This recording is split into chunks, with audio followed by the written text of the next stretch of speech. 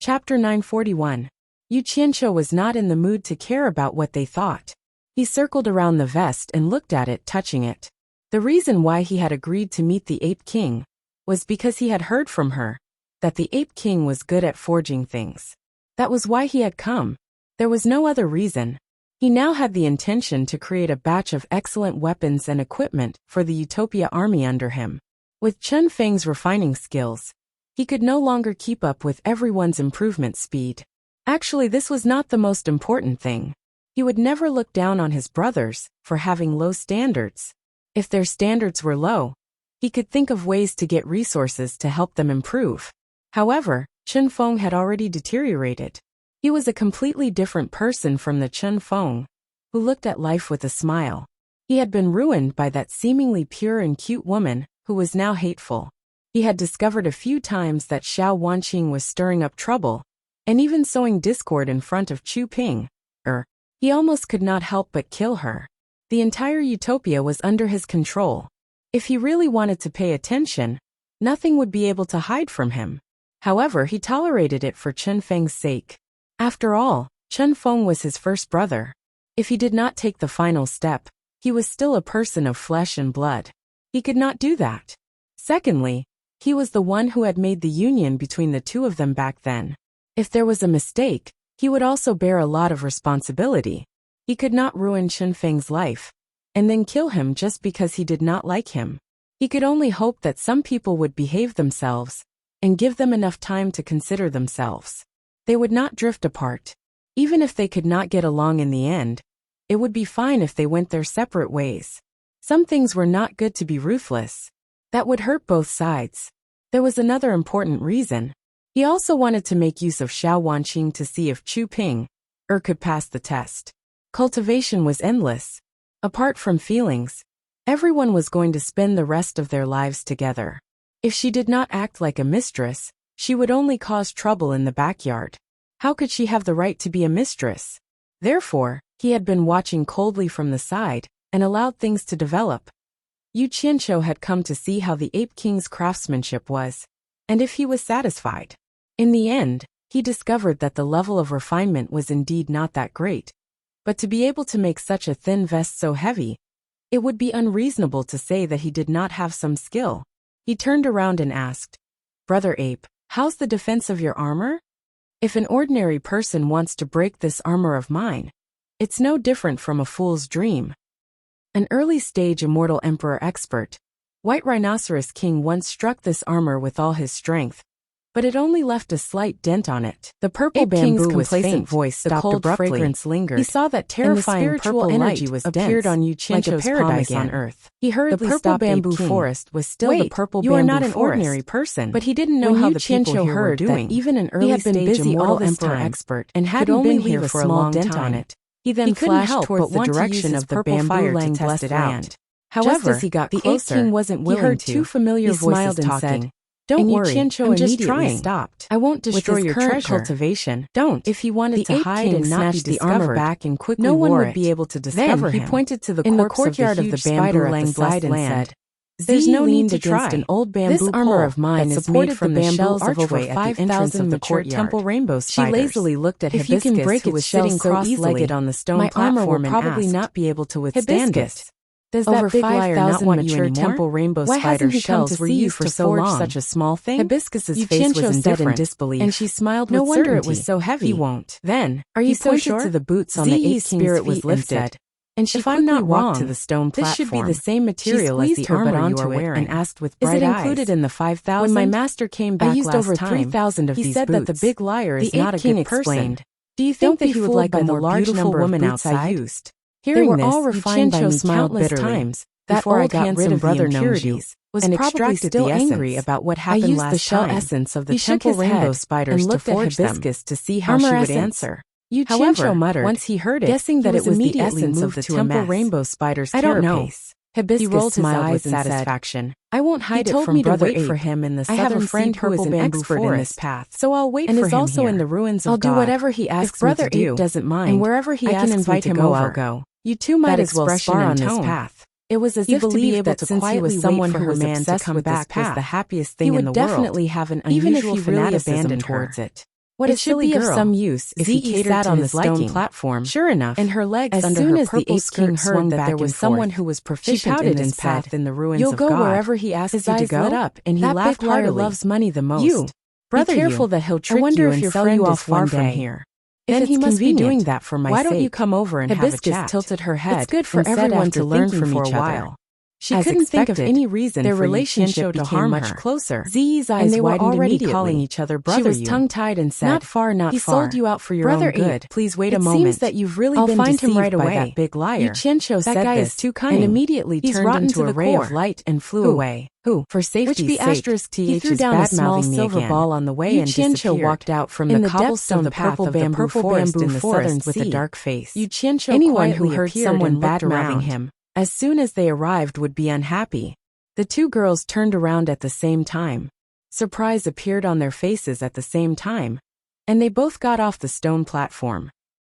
Ze, who had just completely denied a certain person's character, ran faster than anyone else when she saw a certain person. She flashed to Yuchincho's side and said with surprise, "Big liar, why are you here?" Yuchincho's face darkened even more. He grimaced and said, "Shut your stinky mouth. What did I lie to you about?" Ze didn't get angry when she was scolded. Instead, she was very happy. She stuck out her bright red tongue and said, "In any case, you're a big liar." Yuchincho. Hibiscus stood under the bamboo sign with the words "Zhu Lang bless land," and shouted in joy. Yuchincho, who was glaring angrily at Ze and was about to explode, was instantly hooked by Hibiscus's shout. He directly ignored Ze and revealed a smile. He opened his arms and walked quickly towards Hibiscus. Hibiscus took a few steps forward and welcomed him. Then she hugged him. Ze, who was thrown behind, immediately pouted. It was not a problem for her to hang an oil bottle. "Are you all right? No one bullied you, right?" Yuchincho greedily took a deep breath of the body fragrance that he dreamed about and asked. His palm lightly patted Hibiscus's back. This girl could always give him the simplest, most honest, most sincere, and most pure feelings. If she didn't exist in his life, what meaning would there be in it? Yuchincho closed his eyes and thought about it. He couldn't help but hug her even tighter. He wanted to hug her into his bones and never separate from her in this life. "No, everyone is very good to me." Hibiscus closed her eyes and muttered in satisfaction. This embrace was also the most peaceful harbor that she dreamed about. Every time she was in this harbor, she would forget all the troubles and worries in the world. Ze walked to the side of the two and snorted coldly, hugging in broad daylight. How shameless. However, there was no place for her in this two-person world. The two of them didn't hear what she said. "That's good." Yuchincho patted her back. He opened his eyes and gently pushed her away. Then, he held her hands and carefully looked at her face. He smiled warmly and said, "My Hibiscus is becoming more and more beautiful. Do you like it?" Hibiscus was overjoyed. Yuchincho reached out and touched her nose. He smiled and said, "The more I look at you, the more I like you. I will like you forever. No one can stop me." Hibiscus hugged his arm and leaned her head on his shoulder. She said sweetly, "Me too." In the courtyard of Langxian, Nongzhu and ancestor Nan Ming had already been attracted by the commotion here. Nan Ming ancestor shook his head and chuckled as he watched this scene. Nongzhu's face darkened, especially when she saw Zi standing there in a shady manner. Her face darkened and she immediately shouted, "Sect leader you, busy man you, why are you so free to visit my tiny purple bamboo forest in the southern sea today?" Chapter 942. The resentment in Nongzhu's tone was not ordinary. Yuchincho smiled bitterly at Farong. Farong smiled sweetly and stepped aside. Who said she was stupid? Actually, she knew everything in her heart. She just didn't want to trouble her man. Yuchincho walked into Langxian courtyard slowly. He walked to Nongzhu and looked around. He sighed. "This is the best. I envy you." Nongzhu sneered and said, "You don't come to me without a reason. Just say it. What are you doing here? If you don't have anything to say, get out. I don't welcome you here." He was forced to leave in the immortal world. Now that he was forced to come to his territory, he naturally had to take revenge. "Get out. What a joke." Yuchincho pointed to the sky disapprovingly and said, "The land under the sky is mine. No one has the ability to make me get out. Don't make trouble. If you anger me, I will burn down the entire purple bamboo forest. Do you believe me? Nongju's expression froze. He knew this guy too well. There was nothing he didn't dare to do in this world. Suddenly, Nongju raised his hands and howled at the sky. Old Bai, if you are not dead, come back and have a look. Once you leave, your disciple doesn't care about me anymore. You are bullying me. Old Bai, come back and have a look. I have been living a very sullen life. He was also a smart man. When the hard way didn't work, he immediately used the soft way. However, it didn't match his image and temperament as an old handsome man. Ziyi saw her master's action and was stunned. She felt that her master was acting shamelessly. She was immediately flustered. Ancestor Nanming looked at the two of them and shook his head. He knew that they would not become enemies no matter how much they quarreled. He laughed and said, "What happened between you two? Why do you act like enemies the moment you see each other?" Although Nongju was forced to come back, he still kept his mouth shut about what happened in the immortal world. Ignore him. Yu Qianqiu looked at Grandmaster Nanming and said, "I came here especially to look for you. Let's talk in private." As he said this, he pointed to the depths of purple bamboo forest. "Looking for me?" Patriarch Nanming was stunned. Nongju's sorrowful voice was immediately cut off. She looked at Yu Qianqiu curiously and interrupted. "You came all the way to Nanming? Did something happen?" Yu Qianqiu thought about it and felt that there was no need to hide this matter from Nongju. He immediately set up a soundproof enchantment to cover the three of them. He looked at Nongju and said, "Senior Nongju, do you still remember the Divine Ruin Realm?" Grandmaster Nanming looked a little confused. He did not know about the Divine Ruin Realm. Nongju asked curiously, "I remember. Why?" "Then I'll have to trouble Senior Nongju to tell Senior Nanming about what happened in the Divine Ruin Realm and the immortal world," Yu Qianqiu said with a solemn expression. Ancestor Nanming asked suspiciously, "What Divine Ruin Realm? The place you went to last time? Isn't it the immortal world?" Old Nanming is like this. Since Yu Qianqiu had said so, Nongju had no more scruples. After all, it was uncomfortable to hide something from a friend. She immediately told him about what happened in the Divine Ruin Realm and the immortal world. After listening, Grandmaster Nanming could not help but sigh. After everyone cultivated to the soul formation stage, it was not an exaggeration to say that life was boring. He did not expect to miss out on such a bizarre and wonderful experience. Thinking about it, it was not unrelated to Nongju's obstruction. Just as he was about to complain, he heard Yu Qianqiu say, "We human cultivators are weak in the immortal world. We are in danger of being annihilated at any time. So we have to work together and work hard to become stronger." Senior Nanming is considered a person of virtue and prestige in the human world. This time, I came all the way to find Senior Nanming, hoping that Senior Nanming can help us gain a foothold in the immortal world. Of course. After Grandmaster Nanming nodded, he asked hesitantly, "But with my cultivation, I'm afraid I won't be of much use in the immortal world. Could it be that you want me to refine magic treasures for everyone?" "Something like that. It's like this." Yu Qianqiu sorted out his thoughts and said, "This time, I returned to the Divine Ruin Realm and went deep into a place that we didn't dare to enter last time. By chance, I met an ape king whose cultivation has reached the early stage of the great immortal realm. This ape king has a unique skill in the art of refining, and the things he refines are really not to be underestimated. I would like to invite Senior Nanming to communicate with him and see if he can learn his skills. Then, he can be of some use to us who are struggling in the immortal world." When Nanming heard this, he pondered for a moment and did not say anything. It seemed that he was not very interested in the Ape King's unique skill in refining. This greatly exceeded Yu Qianqiu's expectations.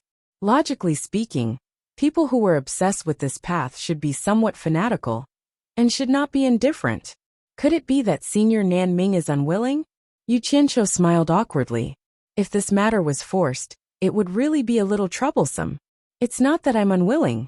Grandmaster Nanming pondered and said, "If there are enough materials for refining, and my cultivation can also reach a certain realm, to refine some powerful treasures for us cultivators in the human world. We don't have to secretly learn other people's skills. Our own skills are enough. When Yu Qianqiu and Nongzhu heard this, they looked at each other and thought that this old fellow was really confident. Grandmaster Nanming looked at the two of them and knew what they were thinking. He probably thought that he was boasting. After a moment of hesitation, he slowly asked, "The two of you have stayed in the immortal world before. There used to be a great refining sect in the immortal world called Mythical Fire Palace.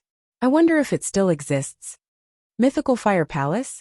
Yu Qianqiu and Nongzhu cried out in surprise at the same time. Then, they looked at each other, and their eyes told each other that they had not told him anything about the immortal world. Nongzhu thought about it for a moment. She had just told Grandmaster Nanming about the Divine Ruin Realm and the immortal world in a simple and clear manner. She had not mentioned anything about the Mythical Fire Palace at all. Yu Qianqiu also recalled what Nongzhu had said just now and confirmed that she had not mentioned the Mythical Fire Palace. Nongzhu looked Grandmaster Nanming up and down and said, "Old man Nanming, how do you know that there is a Mythical Fire Palace in the immortal world? Did someone tell you anything?"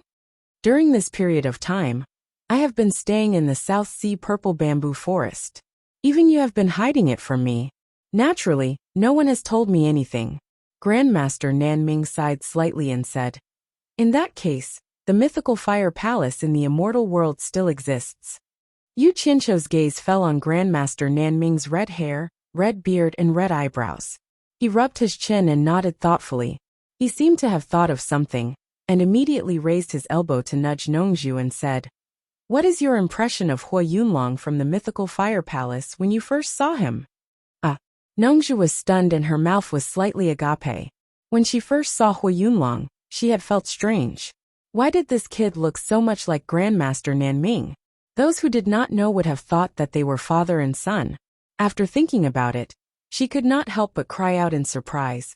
"Old man Nanming, could it be that you came from the Mythical Fire Palace in the immortal world?" Yu Qianqiu, on the other hand, frowned. If Grandmaster Nanming came from the Mythical Fire Palace, then he would not have asked whether the Mythical Fire Palace still existed in the immortal world. However, he must have some connection with the Mythical Fire Palace. As expected, Grandmaster Nanming sighed softly and said, "It's not that I came from the Mythical Fire Palace. It's my ancestor who came from the Mythical Fire Palace. I have never mentioned this secret to anyone.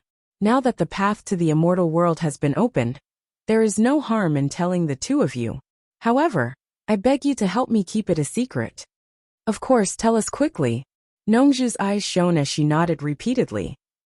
She had always been quite interested in the privacy of others.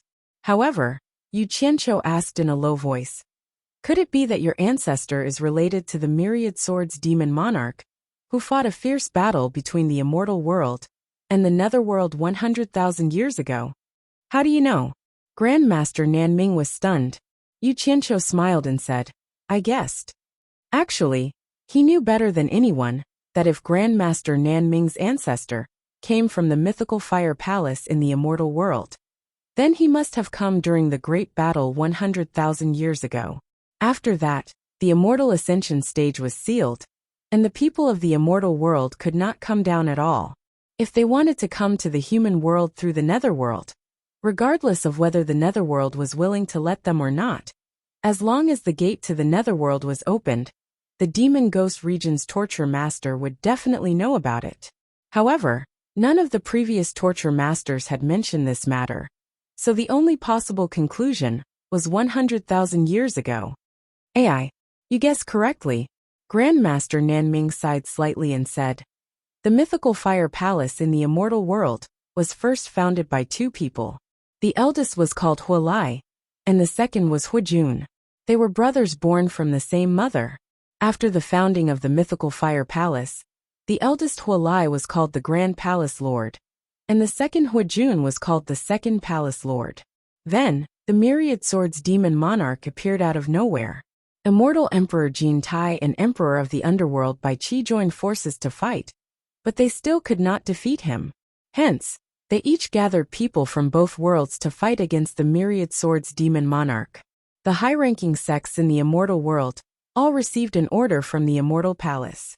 Each sect had to send a person with the highest cultivation, other than the sect master, to participate in the battle, or else they would be severely punished.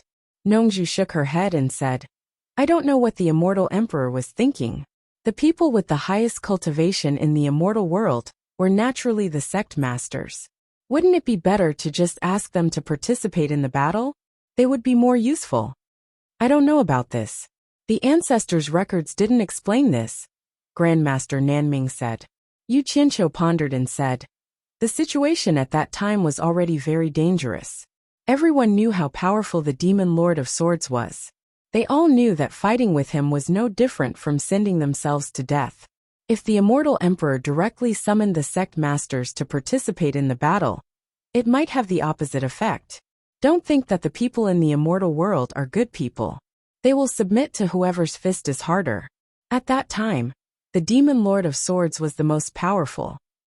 If Jin Tai sent the sect masters to their deaths, then the sect masters might turn around and help the Demon Lord of Swords to fight Jin Tai. At least their chances of survival would be much higher. Jin Tai naturally didn't just rely on his fist to rule the entire immortal world. He definitely wasn't that stupid. He should understand this, and wouldn't let himself fall into a situation where he was surrounded by enemies. You're so cunning. I can tell that you and Jin Tai are the same kind of people. Both of you are not good people, Nongju said in disdain. She then said to Grandmaster Nanming, Old Man Nanming, continue. Chapter 943. Old Ancestor Nanming nodded and said, the Immortal Palace's request is to send the person with the highest cultivation, other than the sect leader, to participate in the war. This request is not a problem for other sects, but for the Mythical Fire Palace, it is a big problem. Because the situation of the Mythical Fire Palace is special, the two palace lords are similar to the sect leader, so they have always been equal. Therefore, they asked the Immortal Palace if they could keep both palace lords. But the Immortal Palace's attitude is very firm. They can only keep one sect leader, unless there is someone with a higher cultivation than them. But the two of them are the founders of the Mythical Fire Palace, so there is no one in the Mythical Fire Palace who has a higher cultivation than them. In this way, one of them has to participate in the war. So, your ancestor is one of the two founders of the Mythical Fire Palace? Nongju touched her chin and laughed. Old Man Nanming, I really didn't know that you have such a big background. Old Ancestor Nanming frowned and said, the Immortal Palace is powerful, so there was no other way. Second Palace Lord Huajun took the initiative to participate in the war. The Grand Palace Lord Hualai was very touched, so he asked Second Brother to stay and decided to go alone. Anyway, both of them are in the early Immortal Emperor stage, so it doesn't matter who stays. But in the end, Second Brother listed all kinds of reasons and insisted on going. So the first brother had no choice but to agree. But unexpectedly, on the eve of departure, Second Brother got into a dispute with a sect called the Heavenly Robe Sect, and was injured by them. Even if he wanted to participate in the war, the Immortal Palace wouldn't agree. So the next day, eldest brother took Second Brother's place, and came to the human world to participate in the war against the Demon Lord of 10,000 Swords. TSK. So you are the descendant of the Grand Palace Lord, who founded the Mythical Fire Palace. Nongju sighed and said, I have heard of the Tianyi sect who injured Second Brother in the illusionary Immortal City, but they were eradicated by the Mythical Fire Palace a long time ago. That war seems to have caused quite a big impact in the immortal world. Even now people are still talking about it. It seems that the Tianyi sect suffered because they had a feud with the leader of the Mythical Fire Palace. No wonder. On the other hand, Yu Qianqiu frowned and muttered, he was injured on the day before we set off. What a coincidence. He had always been a suspicious person. Whenever he encountered something like this, he would be suspicious. To put it nicely, he was farsighted and prepared for a rainy day. To put it bluntly, he was gauging the heart of a gentleman with the yardstick of a villain. Nongju was not good at quarreling when it came to serious matters. Otherwise, he would not have been chosen as the successor of the previous two punishment masters of the Demon Ghost region. Hearing what Yu Qianqiu said, he suddenly raised his eyebrows and squinted at the ancestor of Nan Ming, saying, "Old man Nan Ming, there may be some hidden story behind this. The timing is too coincidental. Most importantly, think about what time it was. That was when the Myriad Swords demon monarch was wreaking havoc in both the immortal and netherworld. At that time, the various sects would have restrained themselves. It's not right for something like this to happen at this time." The ancestor of Nan Ming looked at the two of them and nodded, saying, "You're right. There is indeed a hidden story behind this. Boss came to the human world and participated in several encirclements against the Myriad Swords demon monarch. Luckily he did not die. In one fierce battle, he saved a deacon of the Heavenly Robe sect. In fact, he did not mean to save him, but at that stage, everyone had no way out and could only unite to fight against the enemy. When they could help each other, they would help each other. However, the deacon was seriously injured and could not be saved. Before he died, out of gratitude to Boss, he revealed a secret. It turned out that there was another hidden story behind the conflict between the second brother and the Heavenly Robe sect. In order not to take the risk of participating in this battle, he conspired with some people in the Heavenly Robe sect to put on a show, and finally persuaded Boss to participate in the battle. Alas, that deacon of the Heavenly Robe sect was one of the people involved in the show. Nongzhu sighed and shook her head, saying, "Alas, Boss must be heartbroken after knowing this. It must not feel good to be schemed against by one's own brother. I just don't understand that second brother. Since Boss had already said that he would participate in the battle, why did he have to fight endlessly with Boss? Isn't this an unnecessary move?" Yes, Boss was very sad. In the beginning, he did not believe it, but he knew that the words of a dying man are kind. There was no need for that deacon of the Heavenly Robe sect to lie to him before he died. Later on, when he thought about second brother's previous actions, there were indeed some loopholes. It was just that he trusted his brother too much and did not suspect anything. Elder ancestor Nan Ming sighed. "You are the same kind of person as second brother. What do you think of this?" Nongzhu asked Yu Qianqiu. "You are the same kind of person as second brother," Yu Qianqiu immediately retorted, but then he frowned and said, "When it comes to things like history, the general framework shouldn't be wrong, but the minor details can't be completely trusted. You can't just blindly follow what everyone says. I'm afraid only the people involved know what exactly happened best." "Oh," Nongzhu's eyes lit up and she said, "Did you see something? Why don't you say it, and let us hear your wise opinion?" Elder ancestor Nan Ming looked over, also wanting to hear what wise opinion Yu Qianqiu had. "It's not a wise opinion, but Senior Nan Ming, please don't be angry when I say it. It's just my guess." Yu Qianqiu smiled. Elder ancestor Nan Ming smiled and said, "It's something that happened 100,000 years ago. Is there a need for me to be angry? Just say it, I'm all ears." Yu Qianqiu nodded and organized his thoughts. Then he said, "Not everything that comes out of a person's mouth is the truth, even though that boss is your ancestor. Naturally, I'm not saying that your ancestor is lying. It's just that this matter has already passed for 100,000 years. We have no way to verify the truth unless the Lifefire Palace leader, Huajun, is willing to announce the truth. But that's impossible. However, I don't think that the words that Huolai left behind for your descendants are true. I reckon that not many ancestors would purposely leave their ugly side for their descendants to admire." "You don't have to talk about the big theory," Nongzhu urged. "Just tell me directly what's wrong with Huolai's words." Purple bamboo leaves swirled and floated down from time to time in the bamboo jade paradise. The two women in the courtyard stared at the three men talking loudly. The three men's expressions and actions were sometimes arguing fiercely, sometimes frowning, and sometimes beaming with joy. Although the two women couldn't hear what they were saying, they could more or less feel the unique charm of the men when they were talking about serious matters. Men in such situations were often more attractive to women. However, most of the time, the two women's gazes were focused on Yu Qianqiu.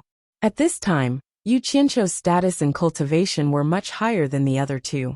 The aura that unconsciously leaked out from his words and actions was obviously a notch higher than the other two. One had to admit that it was easy to attract the women's attention. That's the problem. As you said before, since the big brother has already said that he wants to participate in the war, then why does the second brother have to fight endlessly? It is indeed an unnecessary move. Yu Qianqiu's gaze suddenly became deep. He narrowed his eyes and said, but the crux of the problem is, if the big brother really wants to participate in the war, and the second brother really doesn't want to risk coming to the human world to participate in the war, I can't think of any reason for the second brother to deliberately beat around the bush. He just needs to decline slightly. If the big brother really wants to leave for the sake of his younger brother, the second brother can easily stay. I'm just afraid that the truth is that the big brother is the one pretending to decline. Nongzhu slowly nodded and said, that makes sense. I think I understand what you mean. Ancestor Nanming fell into deep thought. Yu Qianqiu glanced at the two of them and continued, you must know that the second brother colluded with the people of Tianyi sect to plot against the big brother. He took a great risk. Once the people of Tianyi sect threaten the second brother afterwards, the consequences can be imagined. In fact, it is impossible for the people of Tianyi sect to help for nothing. After that, they will definitely use this to threaten the mythical fire palace to obtain their own benefits. I'm afraid that the reason why the Tianyi sect was finally eliminated by the mythical fire palace must have something to do with this. It is highly likely that the second brother wants to silence the second brother. Yu Qianqiu finally asked, think about it again. If the big brother really wanted to participate in the war, why would the second brother pay such a great price and take such a great risk? Then the truth is very likely that after the mythical fire palace received the decree from the immortal palace, one of the two brothers had to participate in the war. But the two brothers were actually not willing to take the risk, because at that time, the Myriad Swords Demon Monarch's limelight was too strong. With the strength of one person, he could fight against the huge forces of the immortal and netherworld alone. He was completely invincible in the three realms. How many people would not be afraid of him? Nongzhu nodded and said, in other words, the two brothers actually did not want to participate in the war, so they pretended to decline. And the second brother was a little more scheming. Although he pretended to decline, he pretended to be serious and insisted on going. Because he was too decisive, even the big brother did not see through it. But it was to the big brother's liking. So the big brother pretended to agree reluctantly. Little did he know that the second brother was far-sighted. In order to save his life, he played a dirty trick at the critical moment. The big brother was fooled just like that. He did not even know that he was betrayed by his own brother. Instead, he shed tears of gratitude and went to participate in the war. Who knew that after that, he accidentally found out the truth in the human world? I guess he was almost mad at that time. Who knows how he made up his second brother in his last words? After the analysis, he turned to old ancestor Nanming and asked, Old man Nanming, did your big brother's ancestor's last words scold the second brother to be worse than a pig or a dog? Old ancestor Nanming was speechless. Although he did not know whether the analysis of the two fellows was right or wrong, it was indeed very possible. And the ancestor's last words were indeed as Nongzhu said, scolding the current mythical fire palace's sect leader, Huajun, to be worse than a pig or a dog, and was very shameless. Seeing that old ancestor Nanming's face did not look too good, Yu Qianqiu kindly comforted him. Senior Nanming, actually, you may not be happy to hear this. Although the second brother is unscrupulous, it is obvious that his strategy is better than the big brother's. The current mythical fire palace's sect leader Huajun's cultivation has reached the intermediate immortal emperor stage. He is one of the top experts in the immortal world. The mythical fire palace can stand tall in the immortal world, where thousands of sects fight against each other. And its strength can even be ranked at the top. All thanks to sect leader Huajun's contributions. To put it bluntly, if the mythical fire palace was controlled by the big brother, it might not be where it is today. Maybe it would have collapsed long ago. 100,000 years. That is not a small amount of time. There are countless sects in the immortal world that have declined and been annihilated. The reason why the mythical fire palace can stand tall until now and become one of the top ancient sects in the immortal world is worth pondering. So your ancestors' loss was not unjust. Chapter 944. Yes, Nongju nodded and said, "Second brother is really good. Not only did he retreat before advancing, but he also played a trick to confuse Big Brother. He even cried and shouted to go with us. Big Brother is really touched by this brotherly love. Unfortunately, there was an accident. The eldest brother didn't expect that it was his beloved younger brother who was playing dirty. Therefore, the eldest brother was willing to die without any complaints. If the eldest brother didn't happen to know the truth, perhaps he would still remember the brotherly relationship until the day he died. TSK. Second brother is really powerful. No wonder mythical fire palace can survive for so long. I say, old man Nanming, don't be angry anymore. After all, if you count your ancestors' generation, you and the current mythical fire palace sect leader Huijun are the same ancestor. The matter has already passed for so long. Let the past be in the past." Did I say what I'm complaining about? The Nanming ancestor didn't know whether to laugh or cry. He didn't know why these two fellows were consoling him here.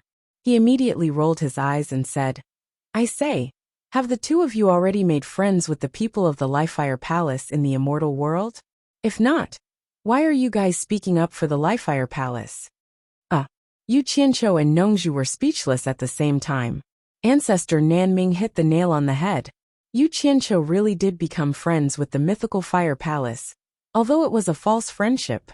Nongju hurriedly said, "Old Nanming, from what you said before, did your ancestor pass down the craftsmanship of refining treasures from the mythical fire palace?" Yu Qianqiu immediately thought of this, and his eyes lit up. Ancestor Nanming paused and said after a moment of silence, "Yes, it was indeed passed down. Originally, my ancestor was lucky enough to survive until the last battle against the demon monarch of thousand swords in the immortal world and the underworld. He could have returned to the immortal world to settle the score with second brother. Who knew that at this time, the sky would change, and countless golden thunderbolts that had never been seen before fell from the sky. Golden thunderbolts? Really? Nongju was stunned. Yu Qianqiu was not surprised, because he had heard from Bai Changchun that there were indeed countless golden thunderbolts cleansing the human world. As for what happened, he did not know. It shouldn't be fake.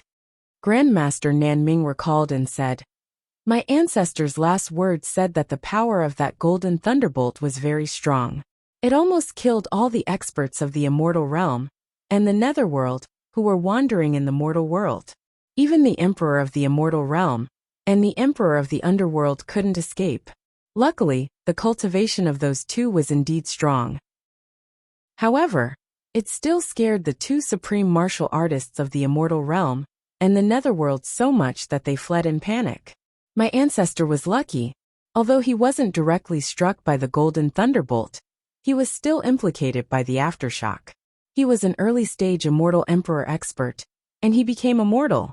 Yu Qianqiu and Nongju looked at each other. Even the immortal emperor and the emperor of the underworld had to flee.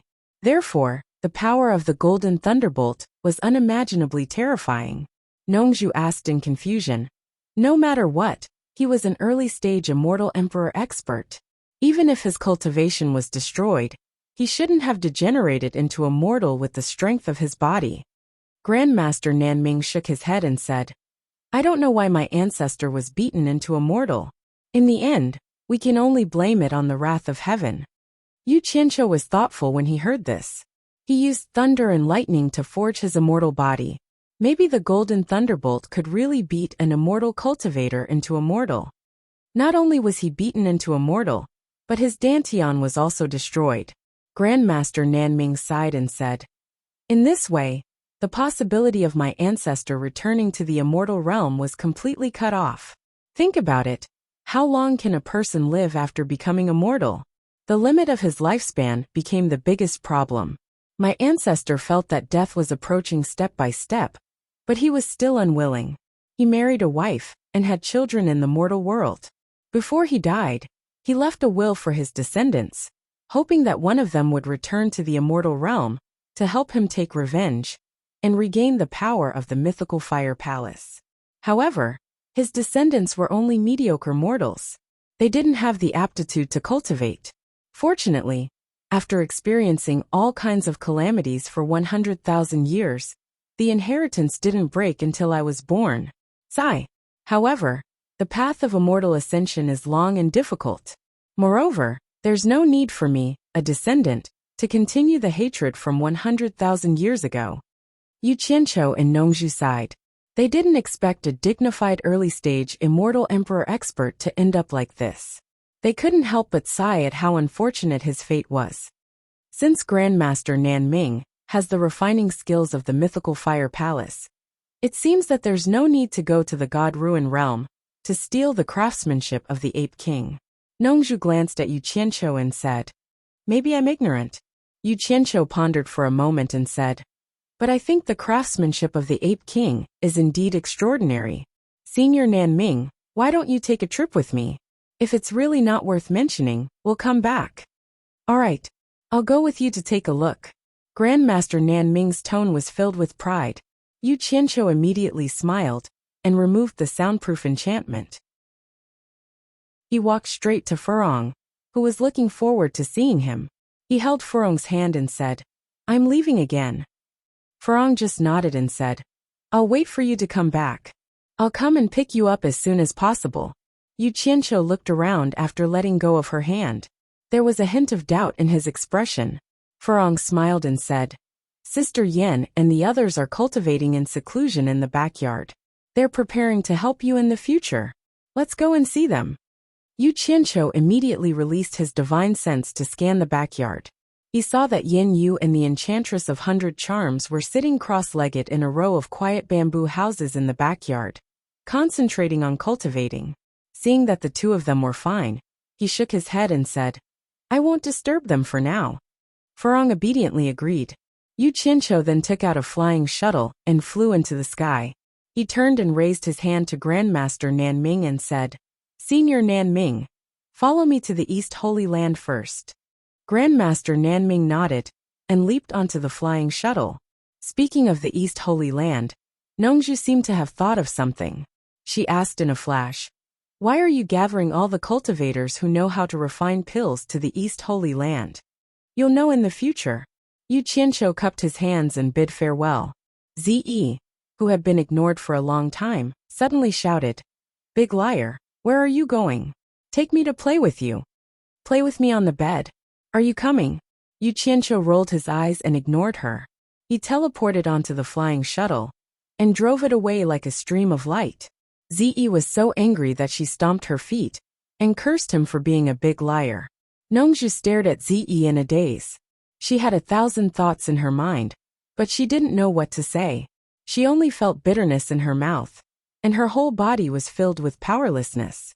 The current Yu Qianqiu was no longer the same as before. Nongzhu was completely powerless to control him. Although Ze liked him, she didn't know how to please a man. Yu Qianqiu was also someone who could be persuaded by reason, but not cowed by force. How was he supposed to fulfill his daughter's happiness? On the flying shuttle, Grandmaster Nan Ming was secretly speechless at Yu Qianqiu's cultivation.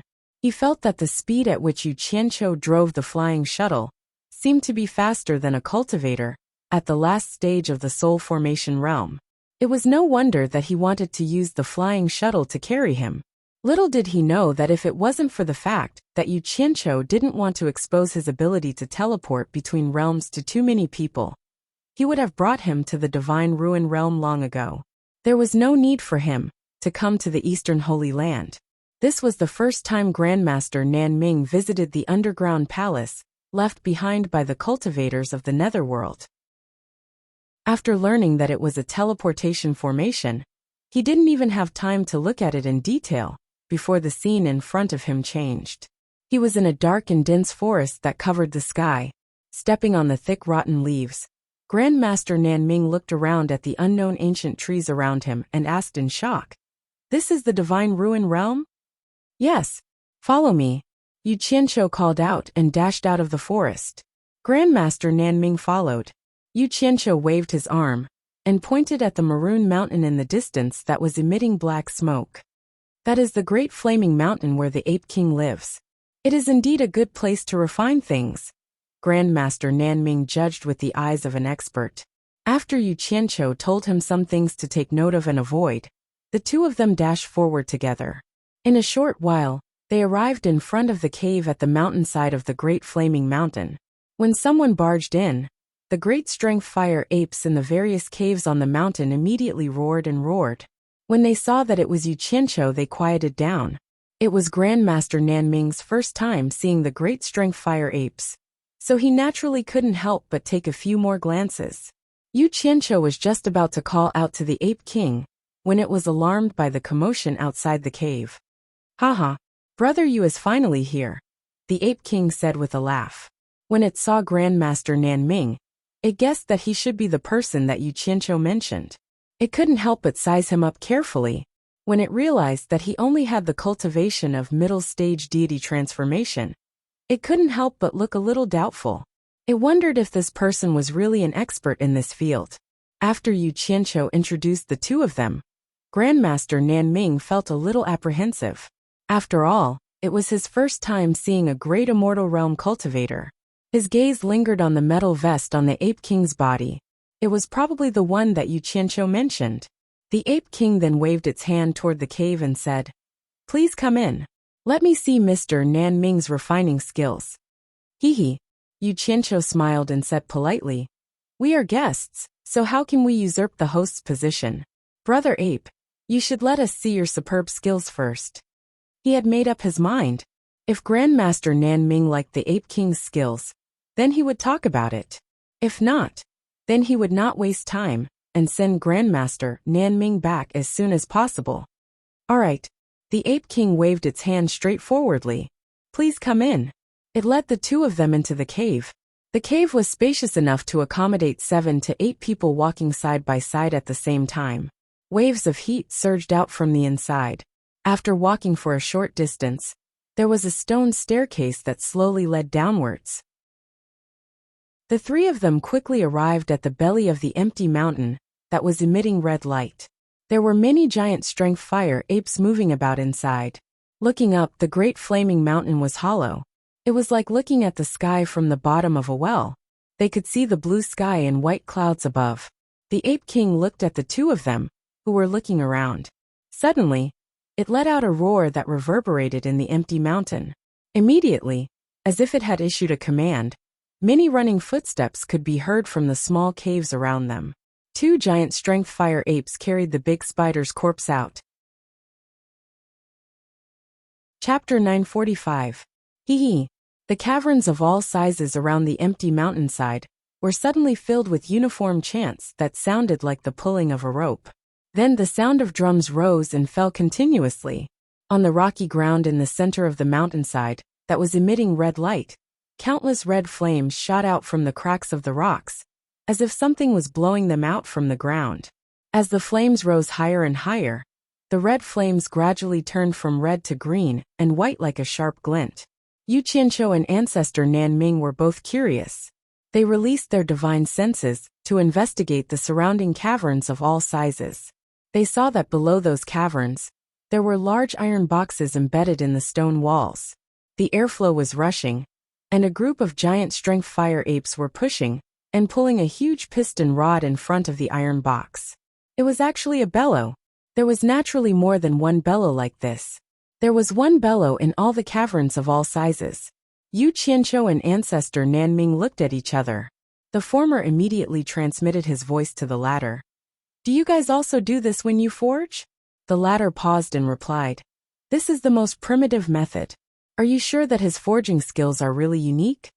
The former was speechless for a moment before replying, "Let's wait a little longer. Maybe he has found another way to do it." The two then saw the 2 giant strength fire apes, carrying the huge spider's corpse, suddenly throw something into the green and white blazing fire formation that was 100 meters in radius. Bang! Rubble flew everywhere with sparks. The sound of drums did not stop. It was obvious that the fire apes had been pushing and pulling with all their might. The 3 of them stared at the huge spider's corpse that was burning in the flames for a long time. But they did not see any change in the huge spider's corpse. The Ape King had his hands behind his back, and his legs slightly spread apart. He stood there with a righteous and awe-inspiring air, appearing to be very patient. Yu Qianqiu and ancestor Nanming thought that he was going to do something shocking, but after waiting for a long time, they gradually realized that something was wrong. Could it be that? Cough cough. Yu Qianqiu coughed and asked, "Brother Ape, didn't you want to show us your forging skills? What are you waiting for?" The Ape King turned around and looked at him as if he was an amateur. He waved his hand and pointed at the huge spider's corpse in the flames. "Naturally, I am waiting for the fire force to clear before I forge." Ah. Grandmaster Nanming's cultivation base was the lowest among them. Originally, he had been waiting patiently even if he was impatient. However, when he heard the Ape King's words, he could not help but turn around and cry out in surprise together with Yu Qianqiu. "Is there a problem?" The Ape King was puzzled. Grandmaster Nanming could not help but ask, "Are you going to keep waiting like this?" The Ape King immediately snorted coldly and said, "Do you have a better idea?" That. Yu Qianqiu swallowed hard and interrupted, "Don't worry, Brother Ape." What he meant was, how long will it take for the fire force to be fully activated? The Ape King looked at the burning flames with a serious expression and said, "The shell of the temple rainbow spider is extraordinarily hard. It will take at least 10 days and 10 nights for the fire to penetrate it." 10 days and 10 nights? Yu Qianqiu cried out in surprise again. This time, he did not plan to give face to the Ape King. He did not have so much time to play with him slowly. He turned and asked Grandmaster Nanming, "Do you have any way to make it faster?" In reality, he could easily solve this problem himself. However, he was not too familiar with the situation in the Divine Ruin realm. It was not convenient for him to take out the blue and purple flames to show off. It's very simple. Most master refiners will use some external objects to raise the temperature of the fire, such as using kerosene and the like. Grandmaster Nanming glanced at the Ape King, as if he was worried that he would be unhappy. When he saw that the Ape King was also listening attentively, he felt relieved and continued. However, true master refiners are more or less proficient in the arrangement of formations. This is because a good artifact has the existence of formations integrated into it. Whether a treasure is good or not, other than the key factor of raw materials, the fusion of the formation and the treasure is also very important. We usually see all kinds of miraculous effects from treasures, and this is all because of the formation. Because they are proficient in formations, most of them will set up a fire-gathering formation at the place of refinement to condense the strongest fire temperature to speed up the smelting of the artifact. Yu Qianqiu nodded slightly and looked at the Ape King with a disdainful expression. He thought to himself, "Old monkey, look at him. This is a true master refiner. Just the theoretical knowledge that he talks about is already set after set. It's hard to not be convinced. Unlike you, who is still using such a primitive method." Formation. The Ape King was stunned. Back then, he had only unintentionally seen an ordinary cultivator forging things. What he saw was similar to an ordinary blacksmith forging iron. There was no way he could be compared to a blacksmith who was an expert in blacksmithing like the Nanming ancestor. In the endless months that followed, he had been fumbling around by himself. He had never come into contact with a master refiner like the Grandmaster Nanming, so it was not strange that he did not know. "Brother Ape, why don't you let Mr. Nanming help you set up a fire-gathering formation?" Yu Qianqiu pointed at the place where the flames were blazing. The Ape King came back to his senses and immediately cupped his hands at the Grandmaster Nanming. "Please enlighten me, Mr. Nanming." He revealed a hint of modesty now, but he still wore an expectant look on his face. It was as if he was waiting to see if Mr. Nanming was good at talking or doing well. The Grandmaster Nanming did not stand on ceremony. He took out a handful of spirit stones from his storage pouch and threw them into the stone walls around the flames. One handful was not enough, so he took out dozens of top-grade spirit stones in succession. Only then was he able to set up a complicated formation in the belly of the mountain. After setting up the formation, he pinched his fingers and cast several spells into the formation. The fire-gathering formation was immediately activated. In an instant, the airflow in the belly of the mountain surged and condensed violently. The Ape King and Yu Qianqiu could only feel the rolling heat waves in the belly of the mountain diminishing rapidly. They were suddenly swallowed back to the center of the mountain where the heat was spreading. The greenish-white flames that emerged from the cracks of the crushed stones on the ground looked as if they had encountered a tornado. The flames that rose high up in the sky began to swirl and gather toward the giant spider's corpse that was burning in the center. The Grandmaster Nan Ming then cast several spells to adjust the formation. The greenish-white flames that were sweeping toward them were like flowing clouds, wrapping around the giant spider's corpse and burning it to its heart's content. The effect of the gathering and burning was probably dozens or even hundreds of times stronger than before. The scene was very magical. In fact, this was also the first time Yu Qianqiu had seen a master refiner in action. He could not help but click his tongue in wonder. The Ape King's expression was somewhat sluggish. After being dumbfounded for a while, it turned to look at the Grandmaster Nan Ming with a gaze filled with fanaticism. Half a day later, the giant spider's corpse began to emit waves of a disgusting stench. It was obvious that the high temperature of the rolling flames had destroyed its internal organs. It was estimated that all of its internal organs would be burnt to ashes soon. Then, a slightly red carapace gradually appeared in the greenish-white flames. When it turned completely red, the Grandmaster Nan Ming cast another spell into the formation. In an instant, it turned into a ball of burning flames that quickly spread out to its original state. The high temperature also quickly filled the entire belly of the mountain. The fire force has been penetrated. Ape King, you can begin now, the Grandmaster Nan Ming said with a confident smile. However, after the Ape King had seen the Grandmaster Nan Ming's methods, he did not seem so confident anymore. He cupped his hands in a humble manner and said, "Mr. Nan Ming is an expert in this field. There is no need for me to embarrass myself anymore." As he said this, he waved his arm and pointed at the red carapace. He said politely, "Please give me some pointers, Mr. Nan Ming." The Grandmaster Nan Ming looked at Yu Qianqiu to seek his opinion. Yu Qianqiu immediately coughed and interrupted. "Brother Ape, since you want Mr. Nan Ming to give you pointers, you should at least let Mr. Nan Ming take a look at your abilities first. Otherwise, how can he teach you? Brother Ape, why don't you display your refining methods to your heart's content and let Mr. Nan Ming take a look first?" All right. The Ape King was a straightforward person. After he cupped his hands in greeting at the Grandmaster Nan Ming, he took a step forward, and a majestic aura suddenly erupted from his body. The bones in his body made explosive sounds, and he seemed to have grown taller in an instant. His fiery red hair moved without any wind, and the muscles that were exposed outside the metal vest swelled.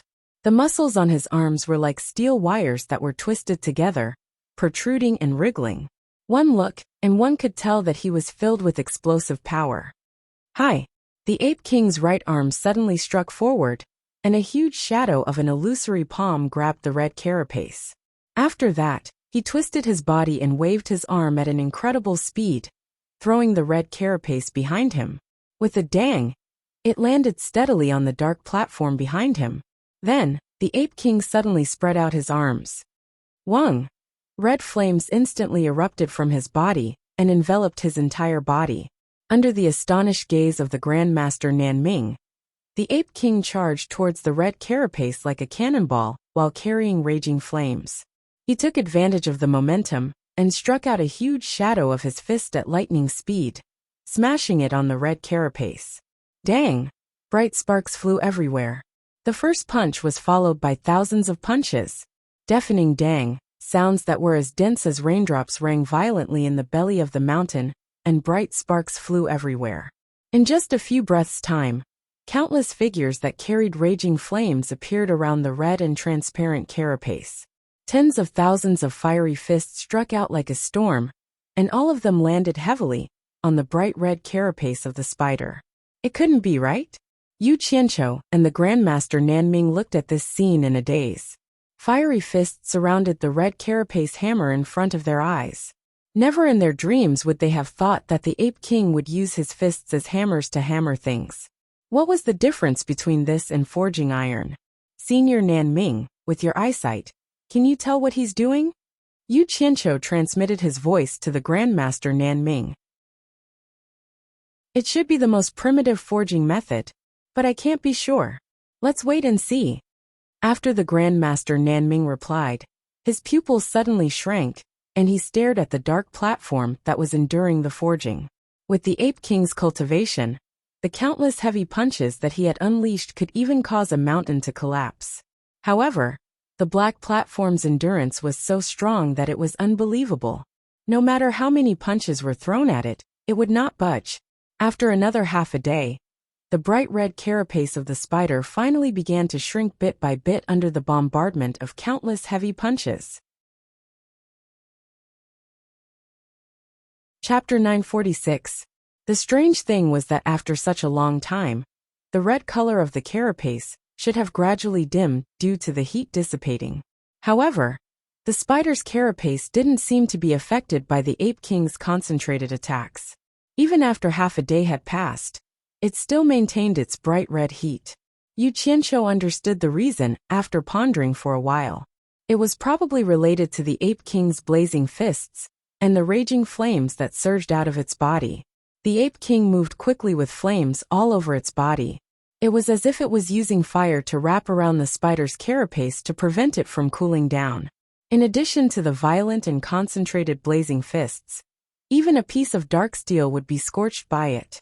What a one-track mind. As Yu Qianqiu sighed, he glanced at elder ancestor Nan Ming and immediately realized that something was wrong. He followed the elder's gaze and also noticed that there was something strange about the pitch-black platform.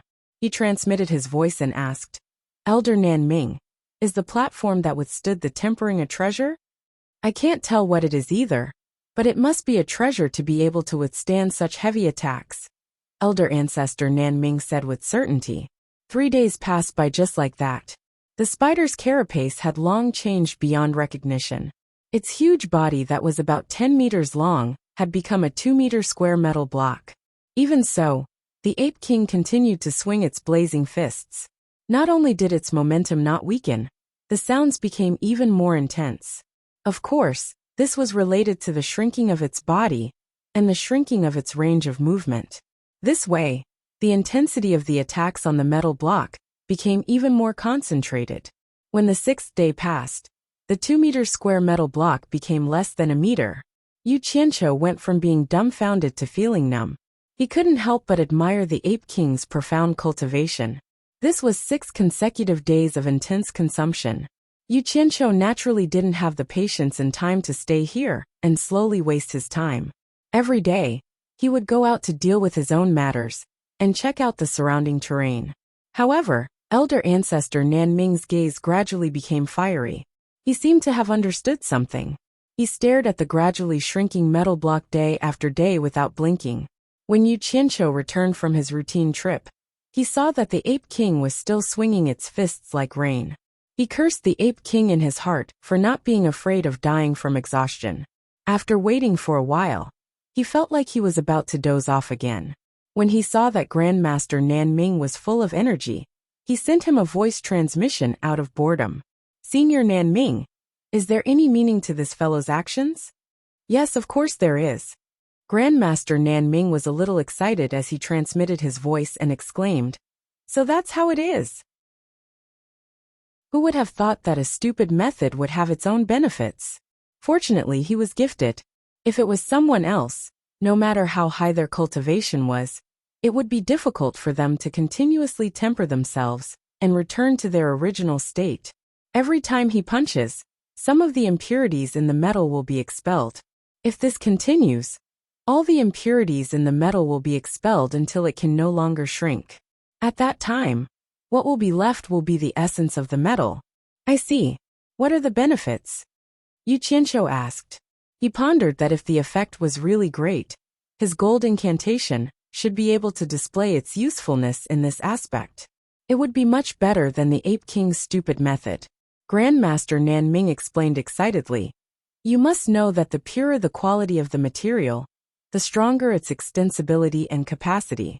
For example, a piece of pig iron, if it hasn't been tempered to remove its impurities, its extensibility will definitely be very poor, and it will break easily. However, after being tempered to remove its impurities, you will be able to bend it, but it won't break easily. This is extensibility. In other words, it can contain more formations, and the treasures refined will also be of higher quality. This is a great benefit to the refiner. Moreover, this material is the shell of the Rainbow Temple spider, which is already abnormally hard. His explanation immediately piqued Yu Qianqiu's interest. He couldn't help but look forward to the Ape King's early completion. In the end, they waited for the 10th day. As the storm-like fiery fists gradually died down, the flames on the Ape King's body also disappeared. Finally, it stopped while sweating profusely and panting. With a pale face, it walked down with a palm-sized piece of metal that was still fiery red. However, its body was a little shaky. It was obvious that it had used up a lot of its cultivation. This big spider's body contains a lot of armor essence. In the past, I hunted 1,000 ordinary Rainbow Temple spiders, but the amount of armor essence in one of its bodies was not even as much. Mr. Nanming, what do you think? The Ape King said while panting. Yu Qianqiu's gaze was filled with admiration as he looked at the Ape King. At this moment, the consumption of his cultivation was probably 80 to 90% of his prime.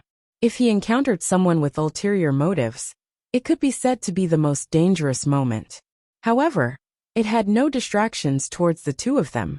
It was a sincere and magnanimous person, worth associating with. Not bad, not bad.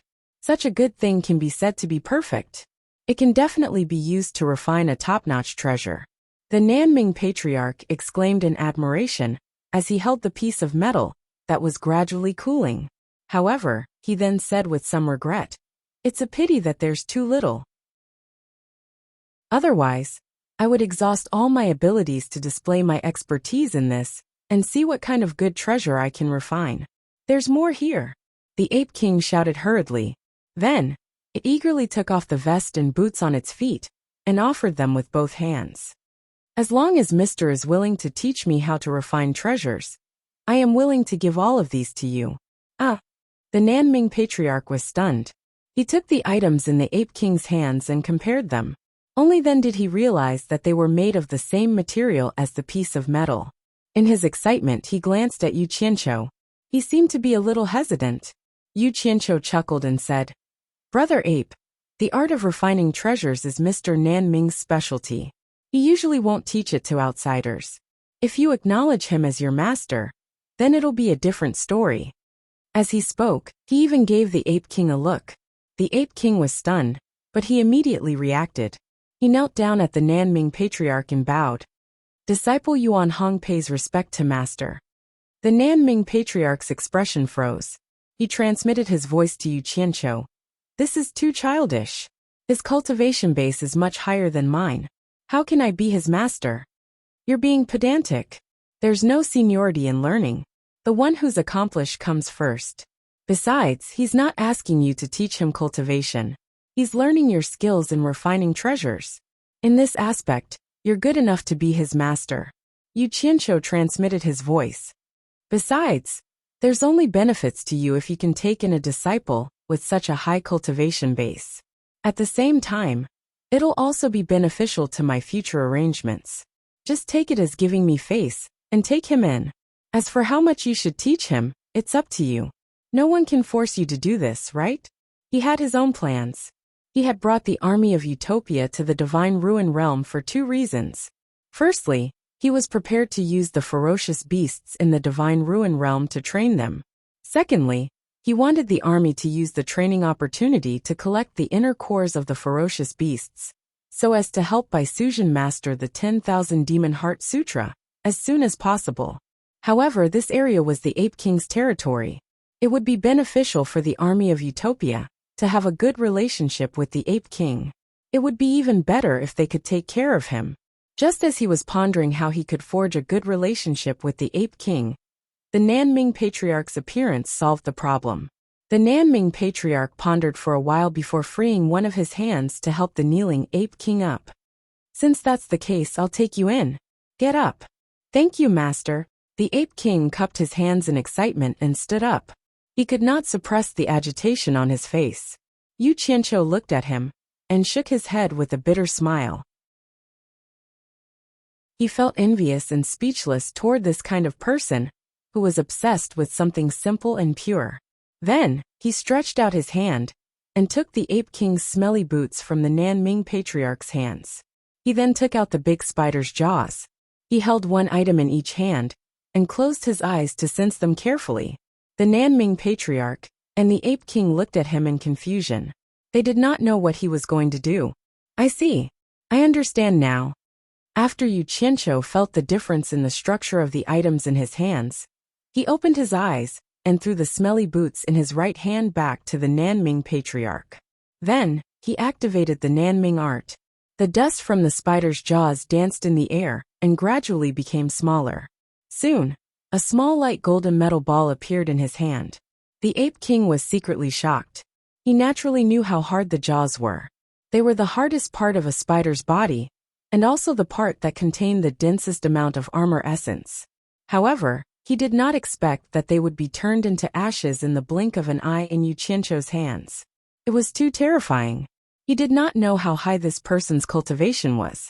That was not all. Yu Qianqiu took out the 8 spider legs one by one and performed the same Nanming art.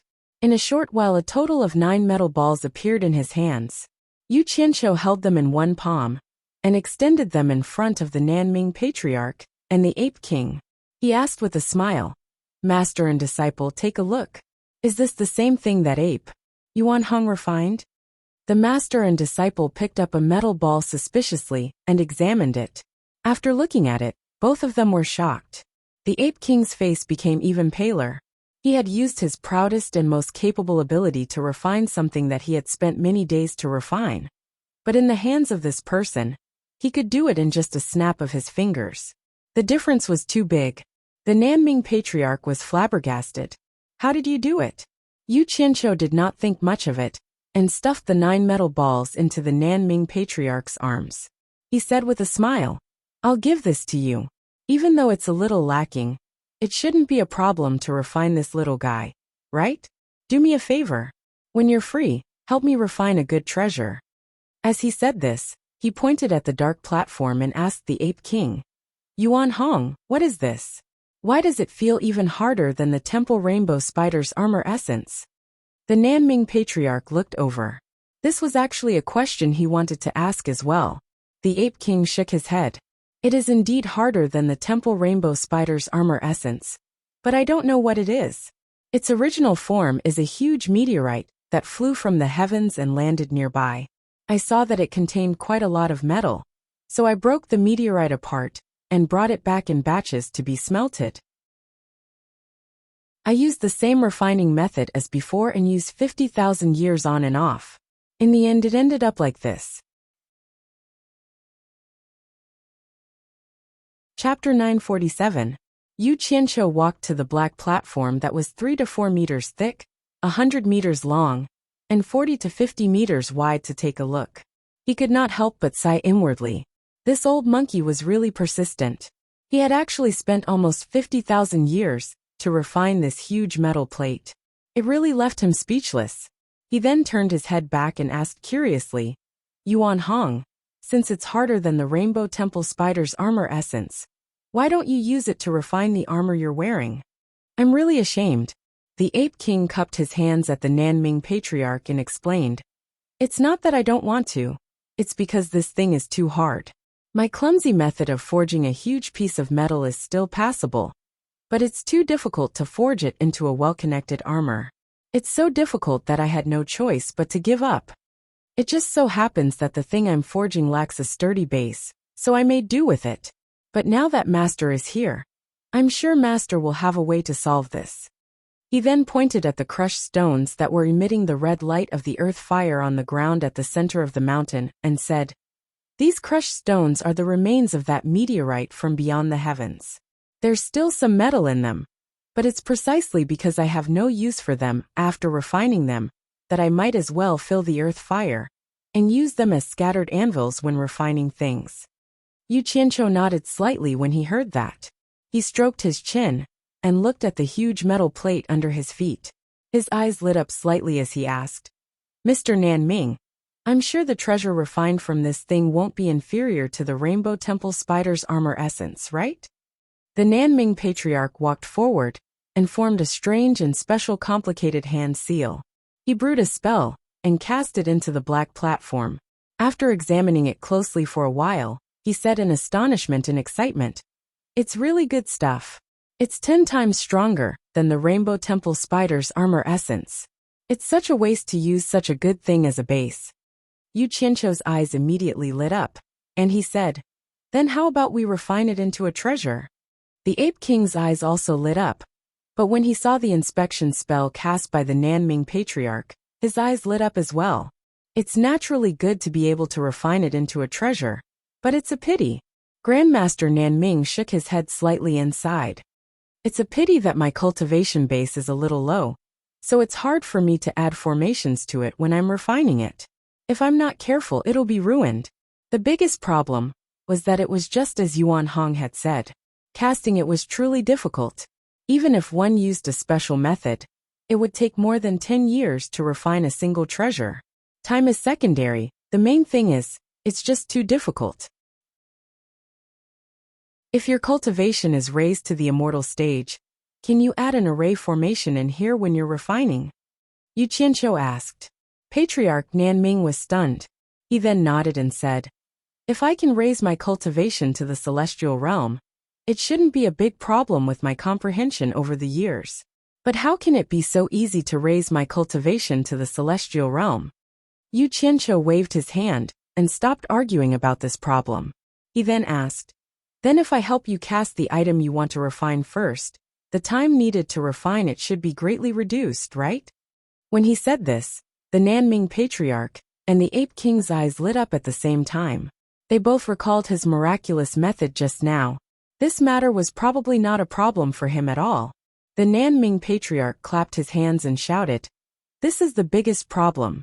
If you can cast it first, it'll greatly reduce the time needed to refine it. I can guarantee that you'll be able to refine a set of treasures in 10 days. However, after his excitement, his expression darkened again.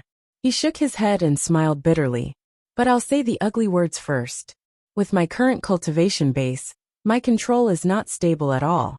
There's still a high chance that it'll be ruined.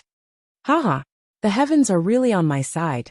Yu Qianqiu suddenly laughed maniacally when he heard this. He then cupped his hands at the Nanming Patriarch and said, Senior Nanming, I'll solve all the problems. You just need to help me refine a batch of treasures with this item. How about it? Really? As soon as the Nanming Patriarch said this, he felt that it was a little inappropriate. He looked at the Ape King and said, Yuan Hong, this is yours. I'll have to ask for your permission first. Yu Qianqiu immediately narrowed his eyes and stared at Yuan Hong. If he dared to stop him, then don't blame him for being impolite. Disciple will listen to Master's arrangements. But Disciple has a request. The Ape King bowed a little nervously and said, Disciple only asks that when Master refines the treasures, Disciple can be allowed to learn by the side. Even if it's to be an assistant to gain experience, it's fine. After he finished speaking, he did not dare to raise his head. Although he was now the disciple of the Nanming Patriarch, he was used to ruling over this area and being the overlord. It could be said that bad habits were hard to change. Otherwise, why would a disciple raise conditions to their master? But this was already a very big change. It would probably take some time to settle everything in one go. At the very least, he had to wait until the Nanming Patriarch revealed his methods of refining treasures and convinced him wholeheartedly. Otherwise, it was very possible that he would kill the Nanming Patriarch, his master, in a fit of unhappiness. After all, the ethics within the ruins of God could not be compared to the outside world. It was inevitable that the dignified Ape King would have some wild nature and temper. Of course, the main reason why he was nervous when he said this was because Yu Qianqiu was by his side. The key was that the methods that Yu Qianqiu had revealed were too intimidating, so he could not help but be afraid. As expected, when Yu Qianqiu heard this, he snorted coldly and said, Yuan Hong, I've given you some face, but you still want to take advantage of me. Do you believe that I'll teach you a lesson right now? I'm warning you. If anything happens to Mr. Nanming here, I'll immediately make sure that not a single living thing can be found in this flaming mountain, starting from you. The Ape King was speechless. When this guy had just arrived, he was still acting like he was close with his brother. Why did he suddenly turn hostile now? He could not help but look at the Nanming Patriarch with a pleading look. The Nanming Patriarch immediately waved his hand at Yu Qianqiu, indicating that he should stop talking. He said to the Ape King, "Since you've acknowledged me as your master, I'll naturally teach you what I should teach you. However, I don't want to hear about this bargaining a second time. Otherwise, our relationship as master and disciple will end here. I'll forget about it this time. I'm refining treasures here, so naturally I need someone to help me. You can start learning from me." "Thank you, master." The Ape King bowed excitedly. Yu Qianqiu immediately walked over and patted his shoulder. He said with a smile, "That's right. As a disciple, you should act like a disciple. Otherwise, what's the point of being a disciple? Don't you think so?"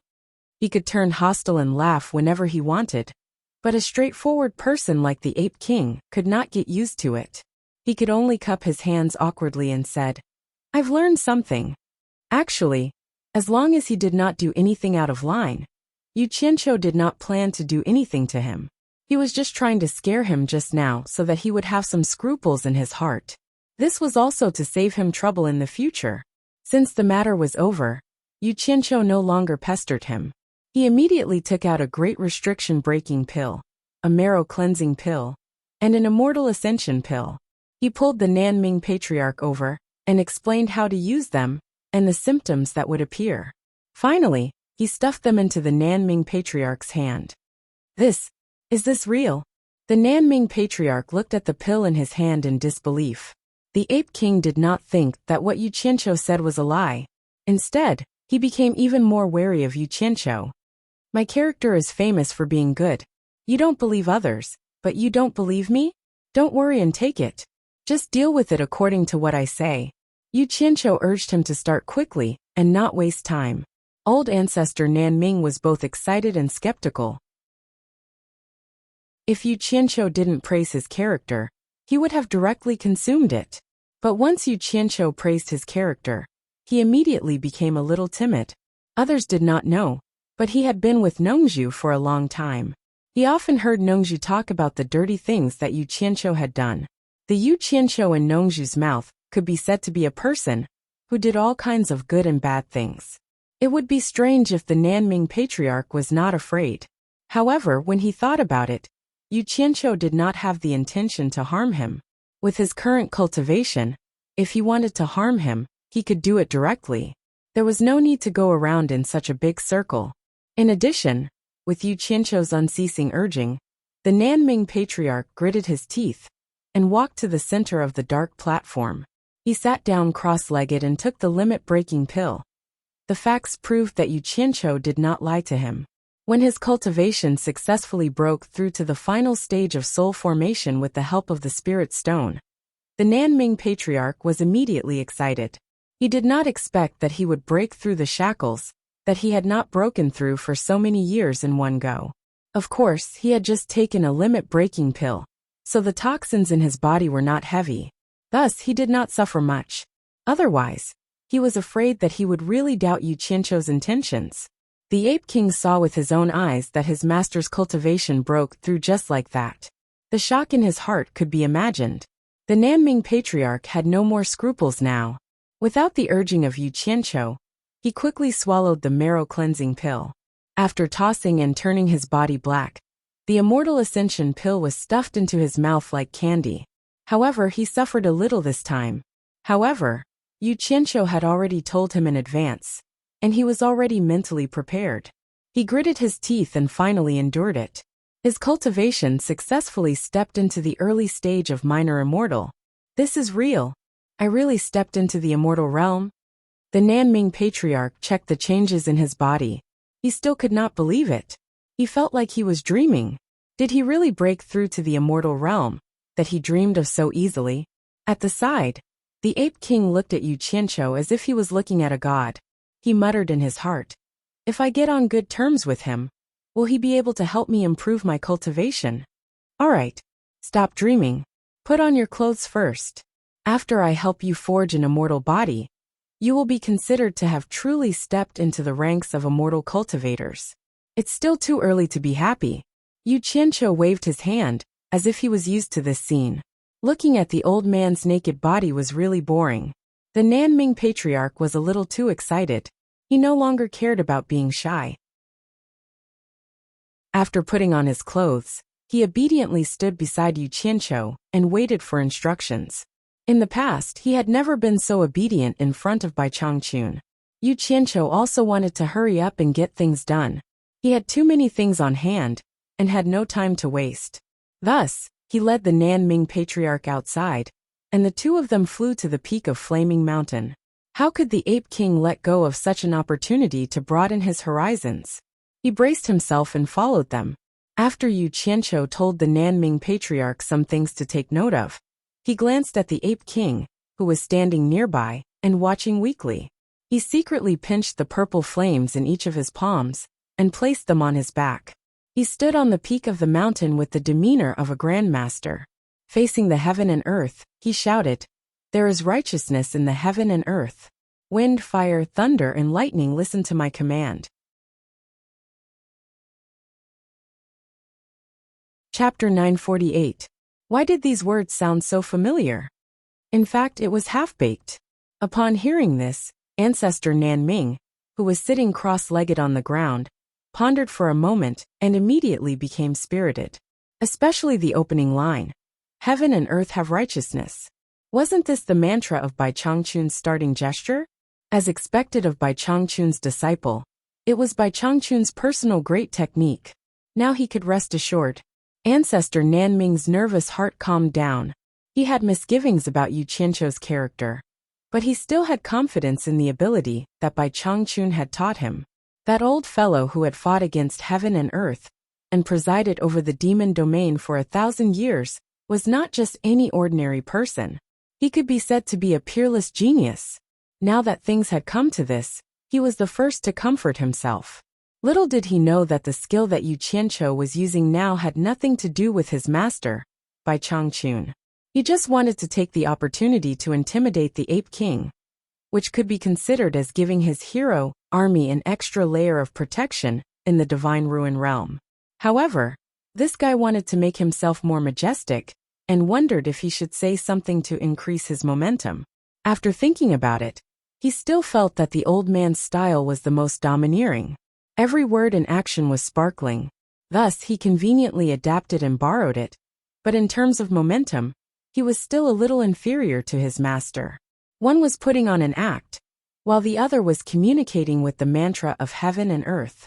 At least in terms of tone, he lacked that kind of confidence that was deep in his bones. Putting on an act was just putting on an act. In fact, how could the little tricks of demons and monsters be compared to the majesty of true righteousness? There was no comparison at all. However, coupled with his follow-up methods, it was enough to scare people. Heaven and earth have righteousness, wind, fire, thunder, and lightning, listen to my command. Wind rises and clouds surge. The Ape King's brain turned to reflect on the meaning of this sentence. He thought to himself, what a big tone. Isn't he afraid of losing his tongue? Using thunder and lightning to cast a body?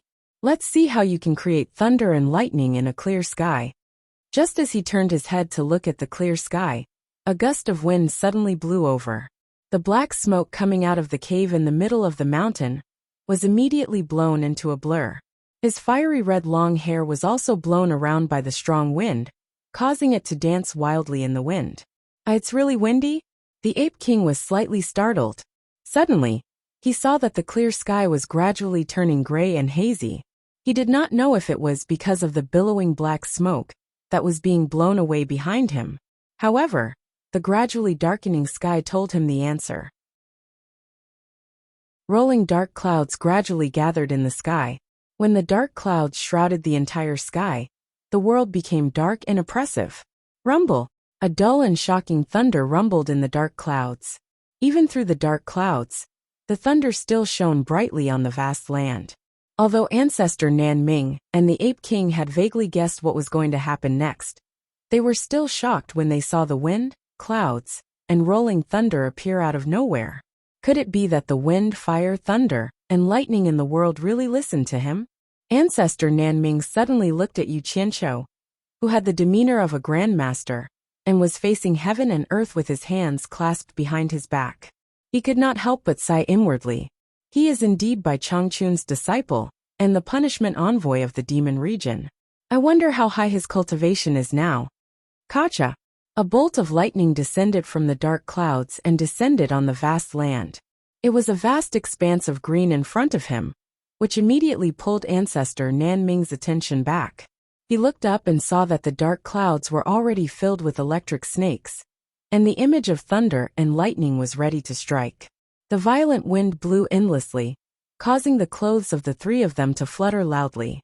The Ape King looked at the scene of heaven and earth changing color, and instantly felt that he was so small under the power of heaven and earth. It was as if a gust of wind could blow him away without a trace. Mr. Nan Ming, it's about to begin. Get ready. Yu Qianqiu glanced at the Ape King as he said this. If it was not for the sake of intimidating this fellow, there was no need to make such a big commotion. In fact, he was now very familiar with the control of thunder and lightning. He did not need to make a big scene to help ancestor Nan Ming cast his body. All right. Ancestor Nan Ming's voice was a little shaky. How could he know that Yu Qianqiu made such a big scene just to watch? The thunderbolt was aimed at him. It was too frightening. He was trembling with fear, as he guessed whether he could withstand it or not. Brat, you better not fail. There was no time for him to think too much. Rumble. A bolt of lightning had already drilled out of the dark clouds, and instantly struck his body. Sizzle sizzle. Rings of electricity flowed up and down his body, which was sitting cross-legged. Ancestor Nan Ming's mind was blank at first. When he recovered, he realized that Yu Qianqiu had perfect control of the power of thunder and lightning. He immediately heaved a sigh of relief, and began to improve his body according to Yu Qianqiu's instructions. He could really control thunder and lightning. The Ape King stared at the bolt of lightning that connected heaven and earth in bewilderment. It hung between heaven and earth and kept sizzling and twisting, not disappearing. This scene made his mind go blank as well, as if the lightning had struck him. When he slowly came back to his senses, he felt that the unparalleled power of heaven and earth could actually be controlled by someone. He looked at Yu Qianqiu with eyes full of reverence. When the bolt of lightning that connected heaven and earth retracted back into the sky, the sound of thunder in the dark clouds gradually subsided. The lightning disappeared, and the dark clouds also began to dissipate rapidly. In a short while, the blue sky was once again supported by the sun. Everything was like a dream or an illusion. The Ape King, who had witnessed this scene with his own eyes, dared not believe that it was real. However, in front of him, the naked master Nan Ming stood up slowly. He was laughing wildly with his arms wide open. This had already explained everything.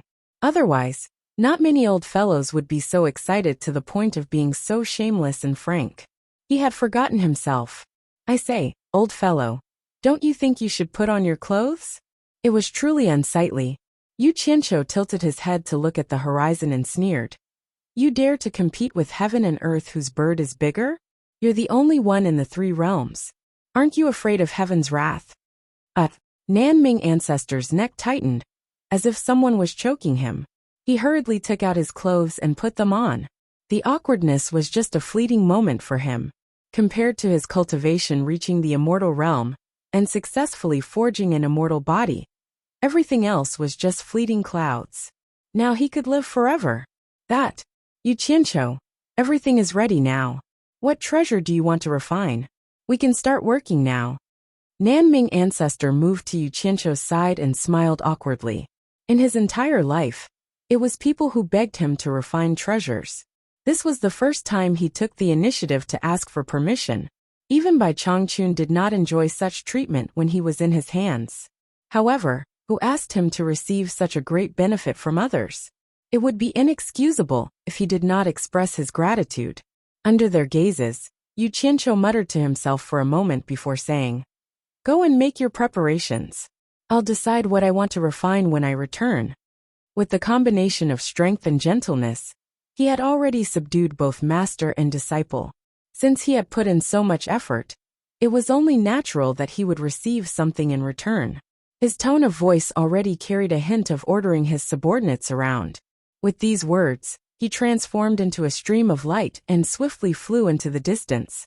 In the valley within the misty sea of fog, after Zhang Peng sent his men to investigate the surrounding terrain, he quickly arranged for the army to construct appropriate fortifications on the spot. Bunkers and hidden sentry posts radiated out from the valley in all directions. Inside the valley, Yu Qianqiu and Zhang Peng, the master and disciple duo, gathered a few others together. They kept using the soil to conduct some sort of experiment. After they were done, Zhang Peng quickly led them away. After Yu Qianqiu made a few rounds around the enormous underground works in the valley, Zhang Pengfang returned with a few jade archives and handed them to him.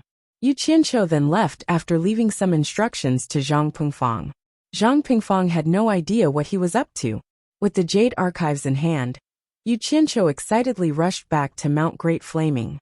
When he barged into the cave and saw the master and disciple from Nanming, he waved the jade archives in his hand and said, "Let's get to work. Let's get to work." He put away the jade archives and leaped onto the huge pitch-black platform. Grandmaster Nanming flashed to his side and asked curiously, "What kind of treasure are you planning to refine?" Yu Qianqiu sized up the size of the huge pitch-black platform, then asked, "I want to refine a batch of armor. What do you think?" Using the extraterrestrial metal to refine armor? Grandmaster Nanming was stunned. "Isn't that too much of a waste? Normal armor won't do. With you around, can't you refine them all into treasures?" As Yu Qianqiu spoke, he was suddenly stunned. He looked at Grandmaster Nanming and smiled. "Extraterrestrial metal? Looks like you've already come up with a name for this item. It's a good name. Let's call the refined armor the extraterrestrial metal armor." Grandmaster Nanming was speechless. What was he talking about? "Nanming, I've already thought of the appearance of the extraterrestrial metal armor. What do you think?" Yu Qianqiu said to himself as he took a few steps back. He slowly opened his arms, and the pupils of Grandmaster Nanming and Ape King suddenly shrank. They saw that the huge pitch-black platform suddenly seemed to come alive. Like a group of black ants, they climbed up from under Yu Qianqiu's feet and quickly covered Yu Qianqiu's entire body. A Yu Qianqiu wearing armor, with only a pair of eyes revealed, stood in front of the master and disciple. That wasn't the end of it. The armor continued to change its outer shape. Small and sharp spikes that were about 1 centimeter long covered the surface of the armor. Especially on the shoulders, there were 3 1-inch spikes in a triangular shape. There were also 1-inch spikes on the elbows and the backs of the palms, knees, and soles of the feet. There was even a long sword on his back. The entire armor looked abnormally ferocious and evil. Dang! Dang! Dang! Yu Qianqiu walked a few steps in the armor. He scolded in a low, muffled voice through the dozens of small holes on his mouth that almost covered his entire face. Damn it, the extraterrestrial metal is indeed a little too heavy. I can't kill others like this, and I'm so clumsy that I can only wait for others to kill me. Then, he turned his head and looked at Grandmaster Nanming. Nanming, what do you think is the most suitable thickness?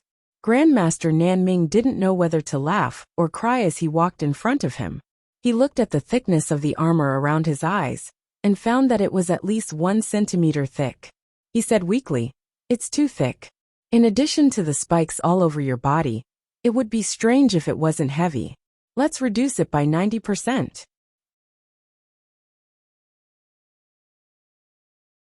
Chapter 949. 90% thinner? Yu Qianqiu was like a cat whose tail had been stepped on. He shrieked.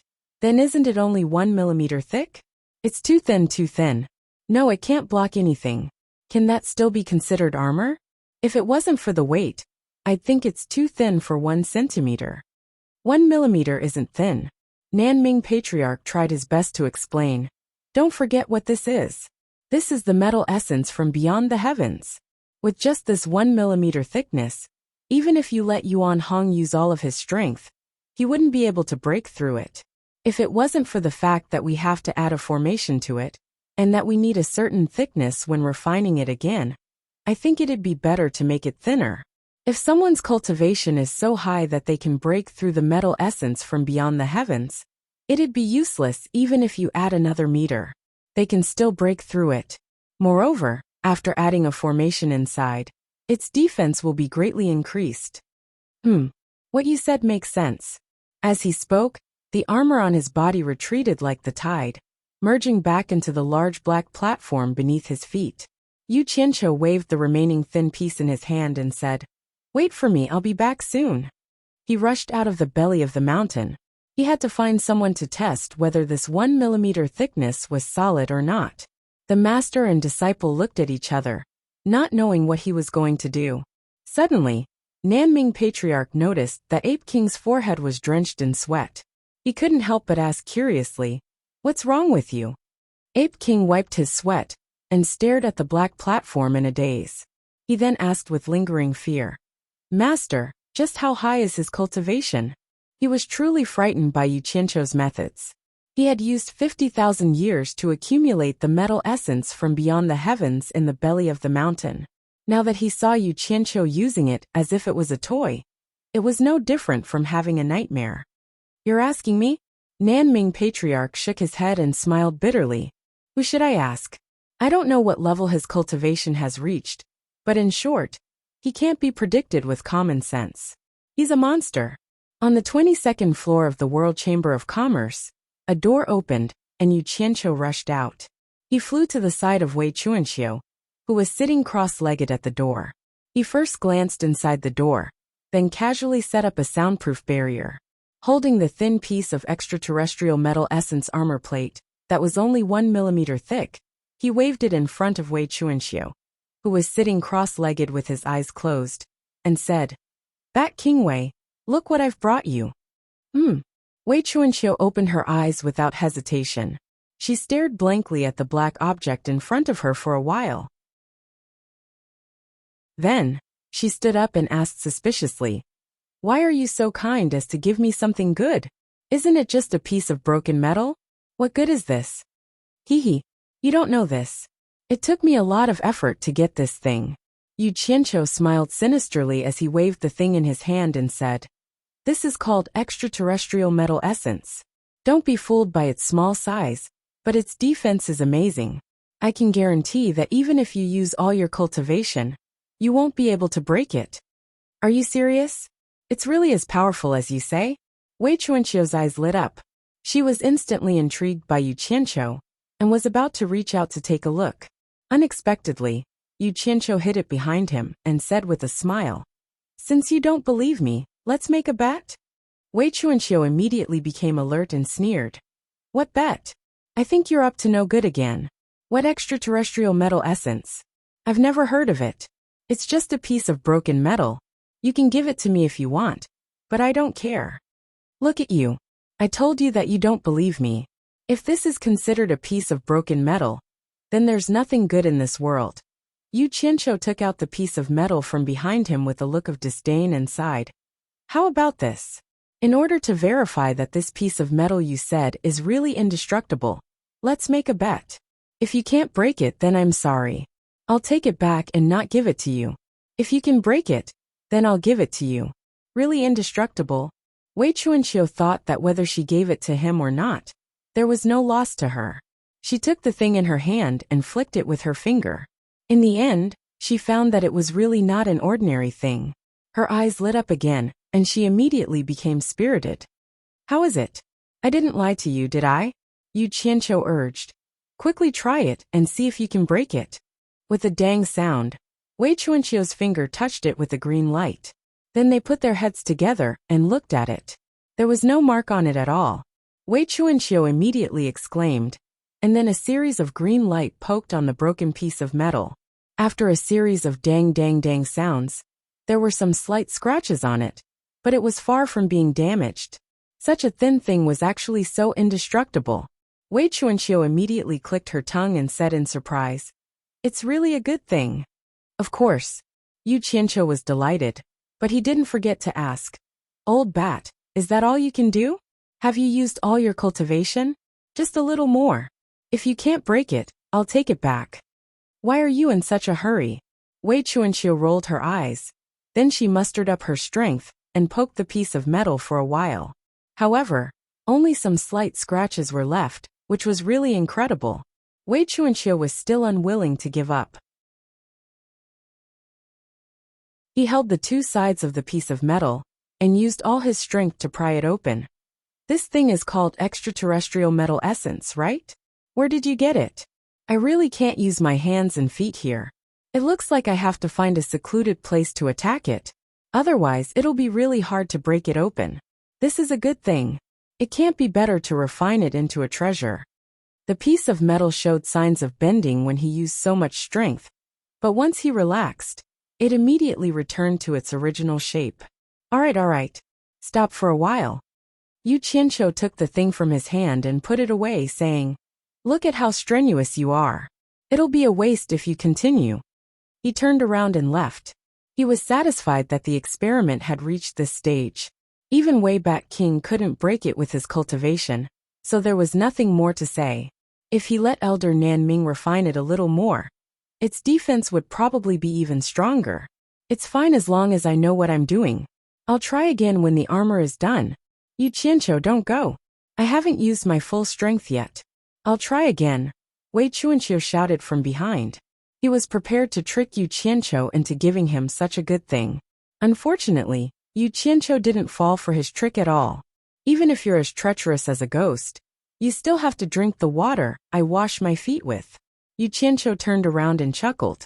He waved his hand at Wei Chuanqiu and went into one of the rooms. Wei Chuanqiu looked at the guarded door behind him and thought for a while before sitting down cross-legged. However, just as he closed his eyes, he suddenly opened them again. In a flash, he chased after the room that Yu Qianqiu had gone into. In the end, he discovered that Yu Qianqiu had already disappeared. He immediately gritted his teeth. Only after he calmed down did he realize that he had been tricked by Yu Qianqiu. Yu Qianqiu had gone around in circles and didn't know how to react. He couldn't understand why he would be so stupid as to make such a bet with Yu Qianqiu. If the item couldn't be broken, it wouldn't be given to him. If it was broken, it would be given to him. Wouldn't he be at a disadvantage regardless of whether he won or lost? If things could be broken, why would he want a broken item? Is this kid too free? Why did he come here to play this game? Wei Chuanqiu thought about it and found it strange. There didn't seem to be any benefits for Yu Qianqiu to make this bet. However, what he didn't know was that Yu Qianqiu was purely using him as an experiment. What would he think if he found out? In the belly of the great flaming mountain, Yu Qianqiu had already put on his armor again. After experimenting, he listened to Patriarch Nanming's suggestion and reduced the armor's thickness by 90%. Naturally, the weight was reduced by a lot. Then, under Patriarch Nanming's suggestion, he wore the armor and performed various body movements. The spikes that hindered the flexibility of his joints were all removed. The spikes on the inner parts of his limbs and the spikes that hindered the bending of certain parts of his body were all removed. As a result, the weight was greatly reduced. Finally, he made adjustments to the armor to make it more comfortable and human-like, so that it could be quickly put on and taken off at any time. After the weight was reduced, Yu Qianqiu pulled out the longsword on his back. He swung the sword around and flew a few rounds in the belly of the mountain before landing in front of Patriarch Nanming. He smiled and said, "Please help me refine this sword as well. Not only will this set of equipment have an indestructible defense, it will also have an unstoppable attack power. Please." As he said this, he sheathed the longsword on his back and took off the armor on his body. Patriarch Nanming smiled bitterly as he received the armor. He sighed and said, "I will do my best." What are you doing?" In a flash, Yu Qianqiu returned to the pitch-black platform. He took out a few jade archives, held them in his hands and closed his eyes. The jade archives recorded the detailed data of the nearly 10,000 members of the hero army, the reason he had sought out Zhang Peng, and the rest for this very moment. After a while, Several hundred sets of armor slowly floated up from the large platform, surrounding Yu Qianqiu. None of the armor was empty. The parts that revealed their eye sockets were empty, but each of them stood straight with a long sword slung on their back. In addition, the uniform design of the armor made them look ferocious and terrifying. One couldn't help but suspect that they were ghostly soldiers of the netherworld who had crawled out from the ground. Yu Qianqiu opened his eyes, took out a storage bracelet, and wore it on his wrist. He stored the several hundred sets of armor inside. This was only the first batch. Immediately after, several dozen batches of similar ferocious empty armors appeared on the pitch-black platform. In total, nearly 10,000 sets of ferocious empty armors were all stored inside the storage bracelet. After preparing all the sets of the hero army, Yu Qianqiu stopped. The 4-meter-thick platform beneath his feet was now only slightly more than a meter thick. At this moment, Yu Qianqiu took off the storage bracelet in his hand and took out an empty storage bracelet. He then walked towards the dumbfounded patriarch Nanming. Chapter 950. Looking at the approaching Yu Qianqiu, Patriarch Nanming asked in a panic, "Yu Qianqiu, what are you doing?" He really didn't expect Yu Qianqiu's so-called batch to be so big. It was too scary. Yu Qianqiu handed over the 2 storage bracelets in his hand and said with a smile, "You taught Yuan Hong the crafting skills, so you have to let him practice. Just take these things as practice for Yuan Hong." As he said that, he looked at Yuan Hong and asked, "Yuan Hong, what do you think? If it's not enough, I'll make more." Yuan Hong recovered from the shock of the appearance of the large number of armors and looked at Patriarch Nanming with surprise and joy. Patriarch Nanming waved his hand and said, no need, I don't need so much." "Senior Nanming." Yu Qianqiu's expression turned solemn, and he sent a voice transmission word by word. "Do you really think that these things are for your disciple to practice with? I don't mind telling you the truth. In this Ruins of God, I have already selected a large number of reliable candidates from the human world to train here. I helped all of them raise their cultivation to the immortal realm like you. In order for us human cultivators to have a foothold in the immortal realm, they are ready to sacrifice themselves at any time. Although they all have the determination to die, we can't just watch them go through fire and water. We have to do our best to give them the greatest guarantee of safety. This is the reason why I asked you to refine this batch of armors. Do you really have the heart to refuse?" Patriarch Nanming wanted to say that it had nothing to do with him, but he had received a great favor from him before, so it was really hard for him to directly reject it. After a pause, he replied with a voice transmission, "Yu Qianqiu, you are making things difficult for me. If I didn't see wrongly, this batch of armors is probably close to 10,000 sets. Even if I want to help you, I can't. The number is too large. It's beyond my ability. I'm not worried about this. With Senior Nanming's crafting skills, I'm sure you can find a suitable solution. Besides, I don't need it right away. I still have some time for you to prepare. Also, I won't let you work for nothing." Yu Qianqiu asked through voice transmission, "I wonder if Senior Nanming is interested in completing your ancestor's unfulfilled wish and regaining control of the mythical fire palace, the #1 artificer sect in the immortal world? Not interested." Ancestor Nanming vetoed him flatly. After thinking for a while, he sighed and said, "Yu Qianqiu, you don't have to waste your efforts to tempt me. I'll agree to it. Just treat it as returning the favor. However, I have to make this clear. I can only promise that I will do my best. As for whether I can satisfy your needs or not, that's not a guarantee." Zhang Xian took the storage bracelet from the other party's hand and wore it on his left and right wrists. As long as he agreed, Yu Qianqiu smiled and nodded. He didn't force it anymore. As the saying goes, there will always be a way when the time comes. When the time comes, there will naturally be a way. After a long conversation between the two of them, Yu Qianqiu arranged everything that needed to be arranged in the Ruins of God and left without any worries for the time being. In the following journey, he went back and forth between the human world and Utopia to deal with the matter of gathering people to refine pills. Now that he had the final say in the entire human world, There was almost no resistance when it came to matters in the human world. After returning to the World Chamber of Commerce, he was immediately questioned by Wei Chuanxiu. However, Yu Qianqiu had a way to get away. He only said that he had an appointment to discuss the matter regarding the demon core. Although Wei Chuanxiu was clamoring, she had no temper and could only let him leave. In the eyes of outsiders, the business of the World Chamber of Commerce was still miserable.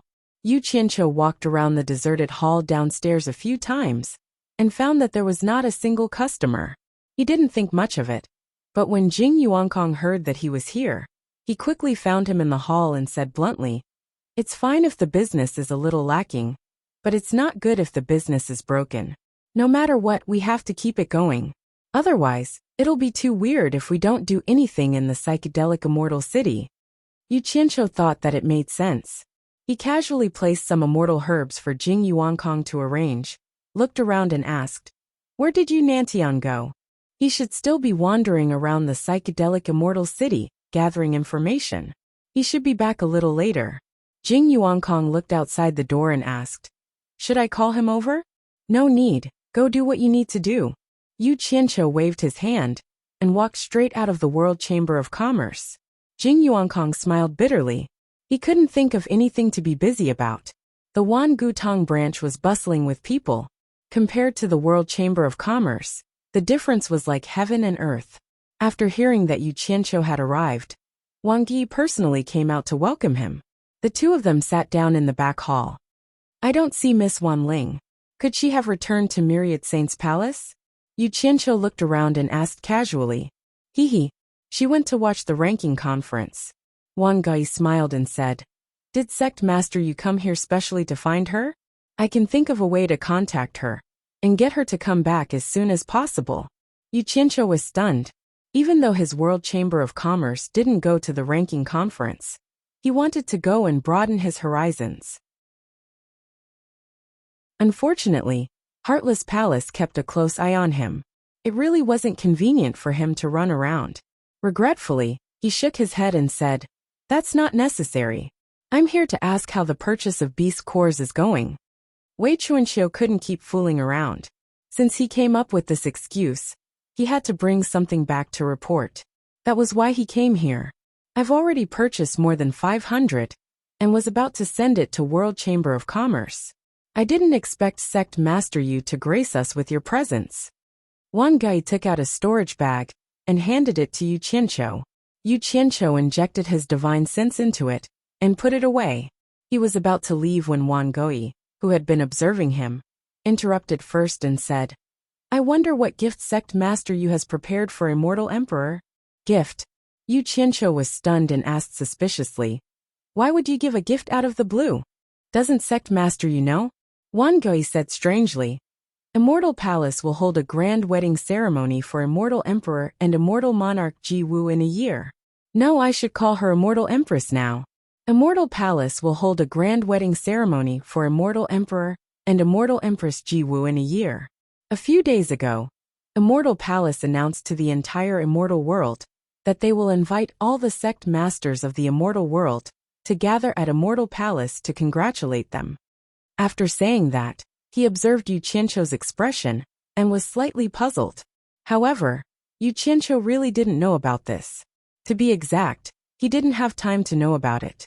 After hearing Wang Yi's words, he couldn't help but be a little absent-minded. He didn't know if Immortal Crocodile Monarch had leaked the matter of him touching Ji Wu's butt. If one day, Immortal Emperor Jin Tai heard about it, then he would be doomed. At least, he would have no place in the immortal world. "Oh!" Yu Qianqiu scratched his head and said perfunctorily, "This matter? See, I almost forgot about it. Sigh. I have a headache thinking about the gift for Immortal Emperor. I don't know what to give." "Keep pretending. How could you forget about such a big thing? You are clearly from the Immortal Palace. It doesn't matter if you give a gift or not, so I didn't take it to heart at all." Wang Yi probed a little and smiled, thinking he knew what was going on. "That's true. The Immortal Emperor's wedding is not an ordinary wedding. He is the supreme of the immortal world. I really have to think about the gift." Just as the two were talking about the wedding of the Immortal Emperor and Ji Wu, one of the parties involved was helpless. The immortal palace shone brightly in the sky, and below it was the dazzling crystal palace. In the courtyard, Lu Yanqing carefully accompanied Ji Wu, but Ji Wu looked up at the immortal palace floating in the auspicious clouds with a frown.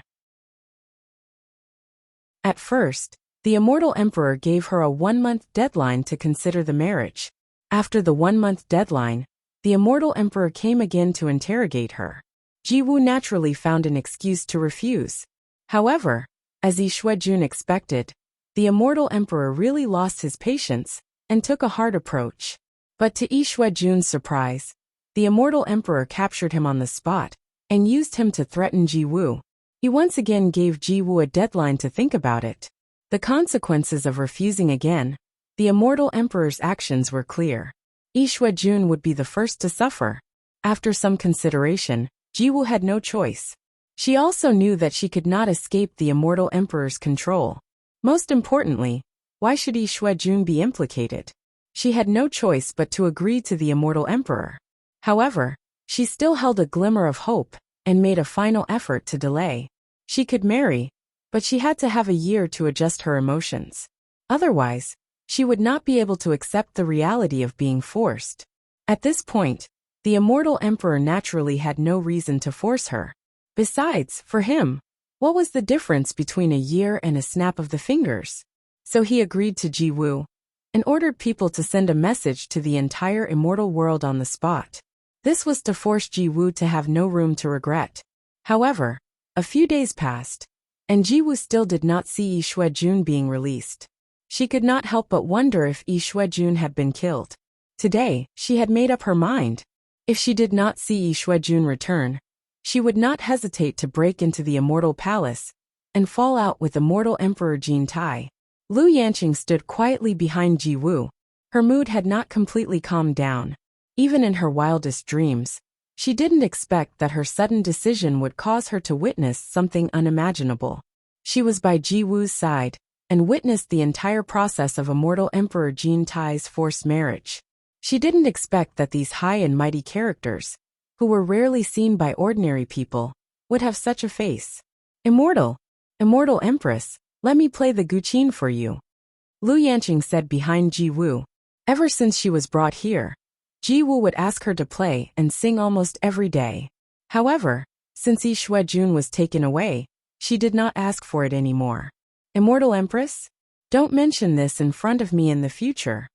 Ji Wu looked at the sky with some confusion and murmured, Lu Yanqing, Lingfang Valley must be beautiful.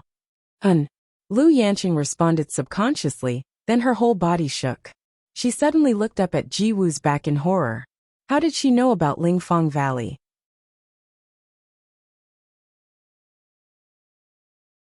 Chapter 951. In an instant, countless thoughts flashed through Lu Yanqing's mind. Although her way of doing things was different from others, it did not mean that she was not smart.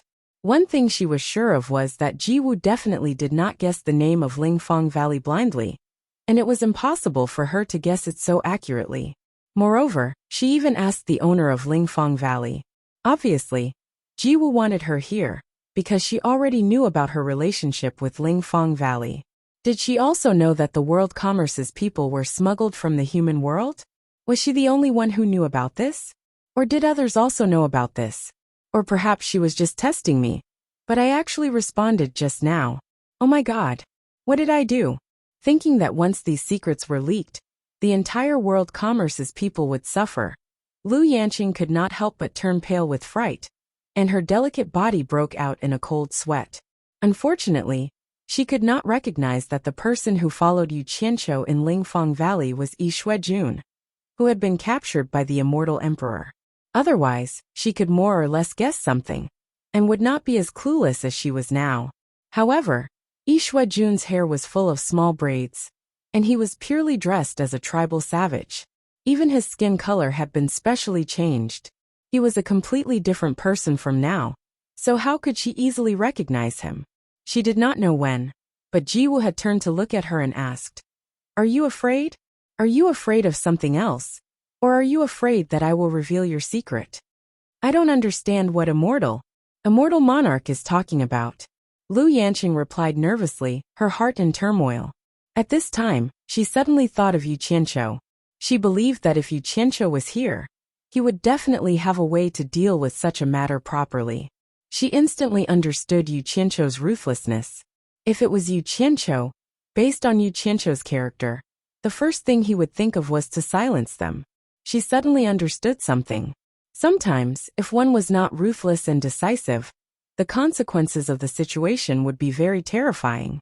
The lives of many people would be implicated in it.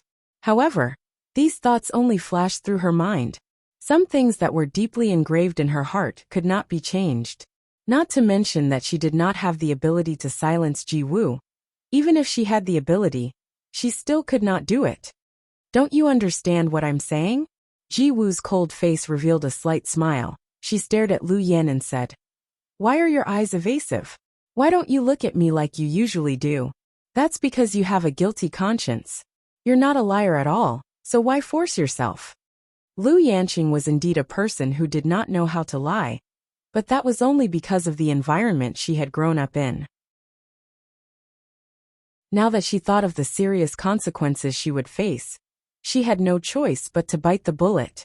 She lowered her head slightly and tried her best to keep her voice calm. "I really don't understand what the immortal monarch is saying." "Do you really not understand?" Ji Wu walked over to Lu Yanqing, who had her head down. She stretched out one of her hands that were wrapped around her lower abdomen and lifted Lu Yanqing's chin with her slender fingers. Looking at Lu Yanqing's beautiful face, she sighed. Such a delicate beauty and a kind nature.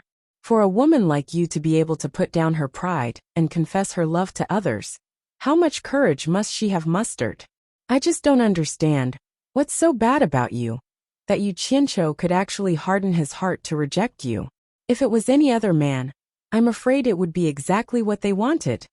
As soon as these words came out, Lu Yanqing felt as if she had been struck by lightning. Her entire body trembled as she looked at the cold and beautiful face in front of her. The other party's clear and wise eyes seemed to be able to directly see through her heart, causing all the secrets in her heart to be exposed. She even knew about this. I really don't understand what the immortal monarch is saying. Lu Yanqing's entire body trembled as she took a step back, breaking away from the hand that was holding her chin. At this point, she really didn't know what to do, so she could only bite the bullet and not admit it. However, the other party's temperament of being in a high position for countless years really made her feel a little uncomfortable. The world of mortals is laughable.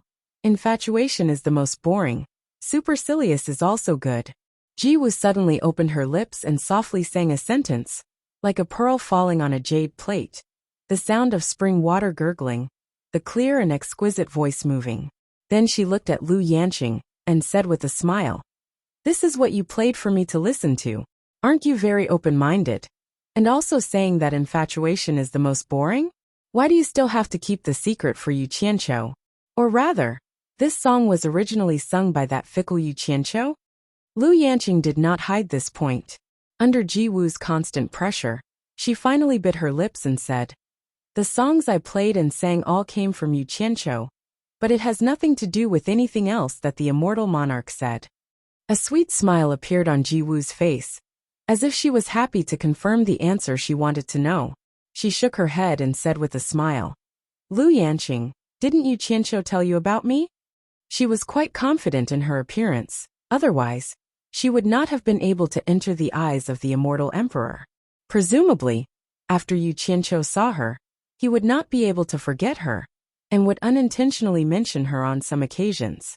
However, she had overestimated herself and underestimated Yu Qianqiu. Yu Qianqiu was indeed not a good person. When he saw that she was beautiful, he had dirty thoughts, but it was only once. In fact, he did not care about her at all. If he had to say that he cared about her, it would not be because of the relationship between a man and a woman. It was purely because he was afraid that she and her future husband would deal with him. Lu Yanqing was startled.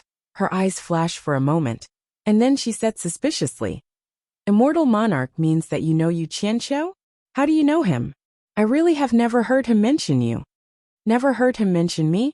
Ji Wu suddenly smiled a little forced. All women with some beauty, whether they were good or bad, had a common problem. They always thought that they were very attractive to men. They always thought that men would not forget about them and would revolve around them. And the man who ignored her would make her feel uncomfortable. However, Yu Qianqiu was very realistic. No matter how beautiful a woman was, he could not bite her. He was too lazy to think about it. What does it have to do with me? Lu Yanqing shook her head blankly. Indeed, she had not heard Yu Qianqiu mention her. Ji Wu saw that she did not seem to be lying, and her face returned to calmness. She smiled faintly. You should have heard that I was trapped in the heaven and earth Qianquan formation in the human world. In fact, I knew Yu Qianqiu in the human world. If it was not for his help, Brother Crocodile, and I would not have been able to return to the immortal world smoothly. So, I already know your origins. Why do you have to hide it? I am just curious, how did you come to the immortal world? People always have to experience more things to mature. Lu Yanqing learned to be obedient this time. It was a big deal. She did not dare to admit it easily. She was a little worried that the other party was lying to her. So she bit her lip and did not answer for a long time. Brother Crocodile once followed Yu Qianqiu to your Lingfang Valley and witnessed the process of you courting Yu Qianqiu. Don't you remember Brother Crocodile at all? Ji Wu reminded with a smile. Was he there that time? Lu Yanqing could not help but recall the unbearable past. Among the people present at that time, there was only one person she did not know. That person's attire was very strange. As the outline of the two roughly matched, Lu Yanqing was slightly surprised. She immediately remembered that Yu Qianqiu also had that strange appearance. Obviously, both of them had changed their appearance. In this way, she vaguely remembered that the person at that time was indeed a bit like the current Yishu Eduan. Do you remember? Ji Wu shook her head and smiled. In fact, you don't have to worry at all. Only Brother Crocodile, and I know about your matter. We didn't think of telling anyone. I didn't want to tell you about this at first. Everyone pretended not to know anything, but Ji Wu looked up at the immortal palace in the sky and said, Brother Crocodile has not been released until now. I'm afraid he is in trouble. Since Jin Tai went back on his words and thought that I am a pushover, I will go to the immortal palace to find him and punish him. At worst, I will kill him and let him know that I, Ji Wu, am not a pushover. Unfortunately, he looked back at Lu Yanqing and said apologetically, if I knew this would happen, I shouldn't have asked you to come here. Now I have harmed you, but I must do it. Brother Crocodile has done me a great favor. I will fight for Brother Crocodile even if I have to die. When I make my move in the immortal palace, you immediately return to Wuxiong. Maybe there is a chance of survival. Although it is slim, it is better than no hope at all. Lu Yanqing, I am really sorry. After Lu Yanqing understood the whole story, she did not have the fear before death. Instead, she seemed to be unusually calm, not as frightened as before. She smiled faintly and said, I have been implicating others all my life. As long as I can no longer implicate others, so what if I die? As she smiled, 2 crystal tears fell from the corner of her eyes, leaving 2 wet marks on her cheeks. Her eyes were confused, and no one knew what she was thinking of. Silly woman, are you thinking of him again? Ji Wu pulled up the white palace veil and raised her hand to touch her face. She helped her wipe away the tears, thinking that she was thinking of Yu Qianqiu before she died. Then she smiled and comforted. It is good for a woman to have a man that she can miss. Speaking of which, I promised to marry Jin Tai this time. I wanted to let Jin Tai force Yu Qianqiu to come on the day of the wedding.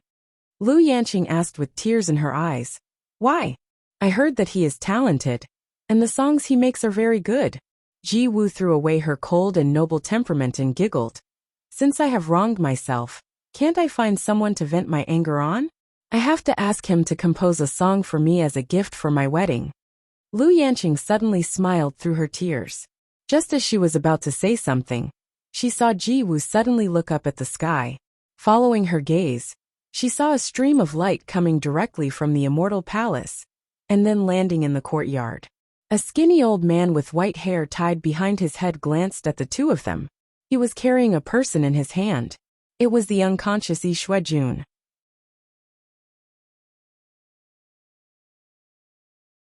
Chapter 952. Brother Yi, Ji-woo exclaimed. But Yi Shuejun did not react at all. Ji-woo pointed at the person with sharp eyes. Ngao, what did you do to him? The person was Ngao. His status in the Immortal Palace was not to be underestimated. He was the commander of the law enforcement guard that deterred the entire Immortal Realm. The Immortal Palace Law Enforcement Guard was the #1 thug in the Immortal Realm. His cultivation had reached the middle stage Immortal Emperor. He never appeared in the outside world easily. Once he suddenly appeared in a sect, the sect would be frightened. His appearance usually meant that a sect was about to be exterminated. It did not mean that other sects were no match for him. But his law enforcement guard had many masters. He controlled a large number of the most powerful masters in the Immortal Palace. His strength was quite terrifying. He was the primary force of the Immortal Palace to deter the entire Immortal Realm. In the Immortal Realm, wherever there was a person who disobeyed the orders of the Immortal Palace, they would be there. And Gao was in charge of the law enforcement guard. Naturally, he was one of the most trusted people of Immortal Emperor Jin Tai.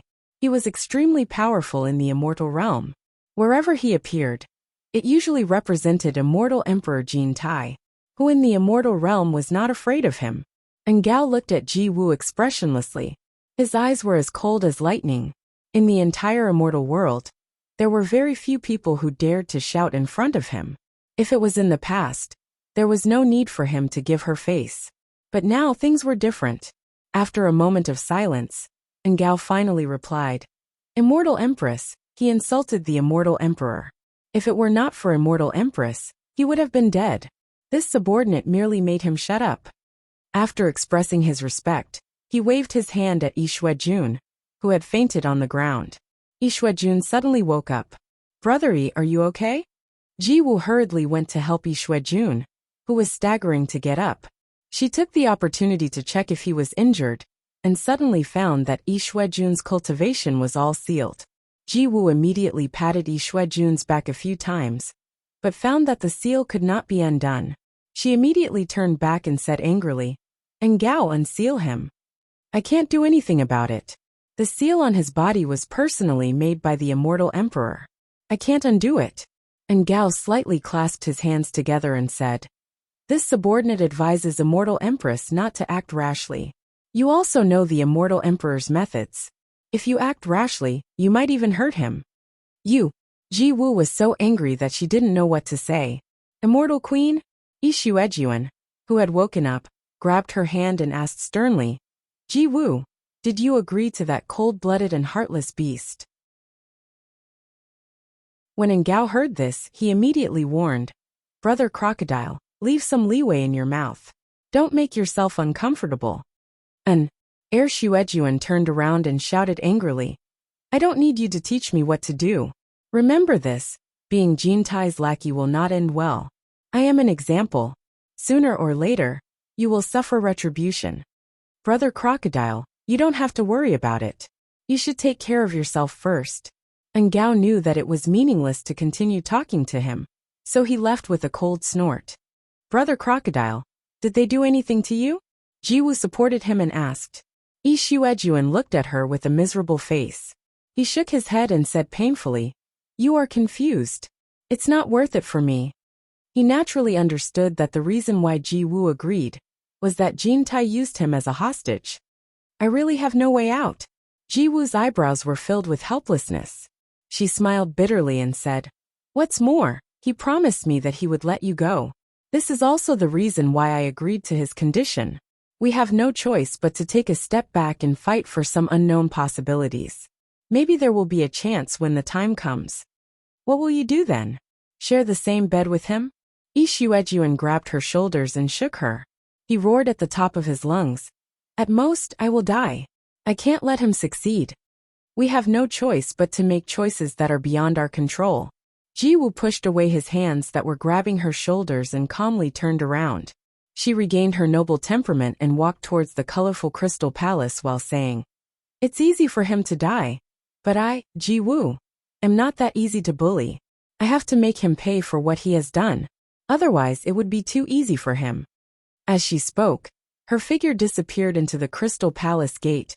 In the northeastern part of the Eastern Holy Land, Thousands of miles away from the eastern Holy Land, there were many islands of various sizes scattered in the vast ocean, all formed by volcanic eruptions. Among them, there were still 9 active volcanic islands.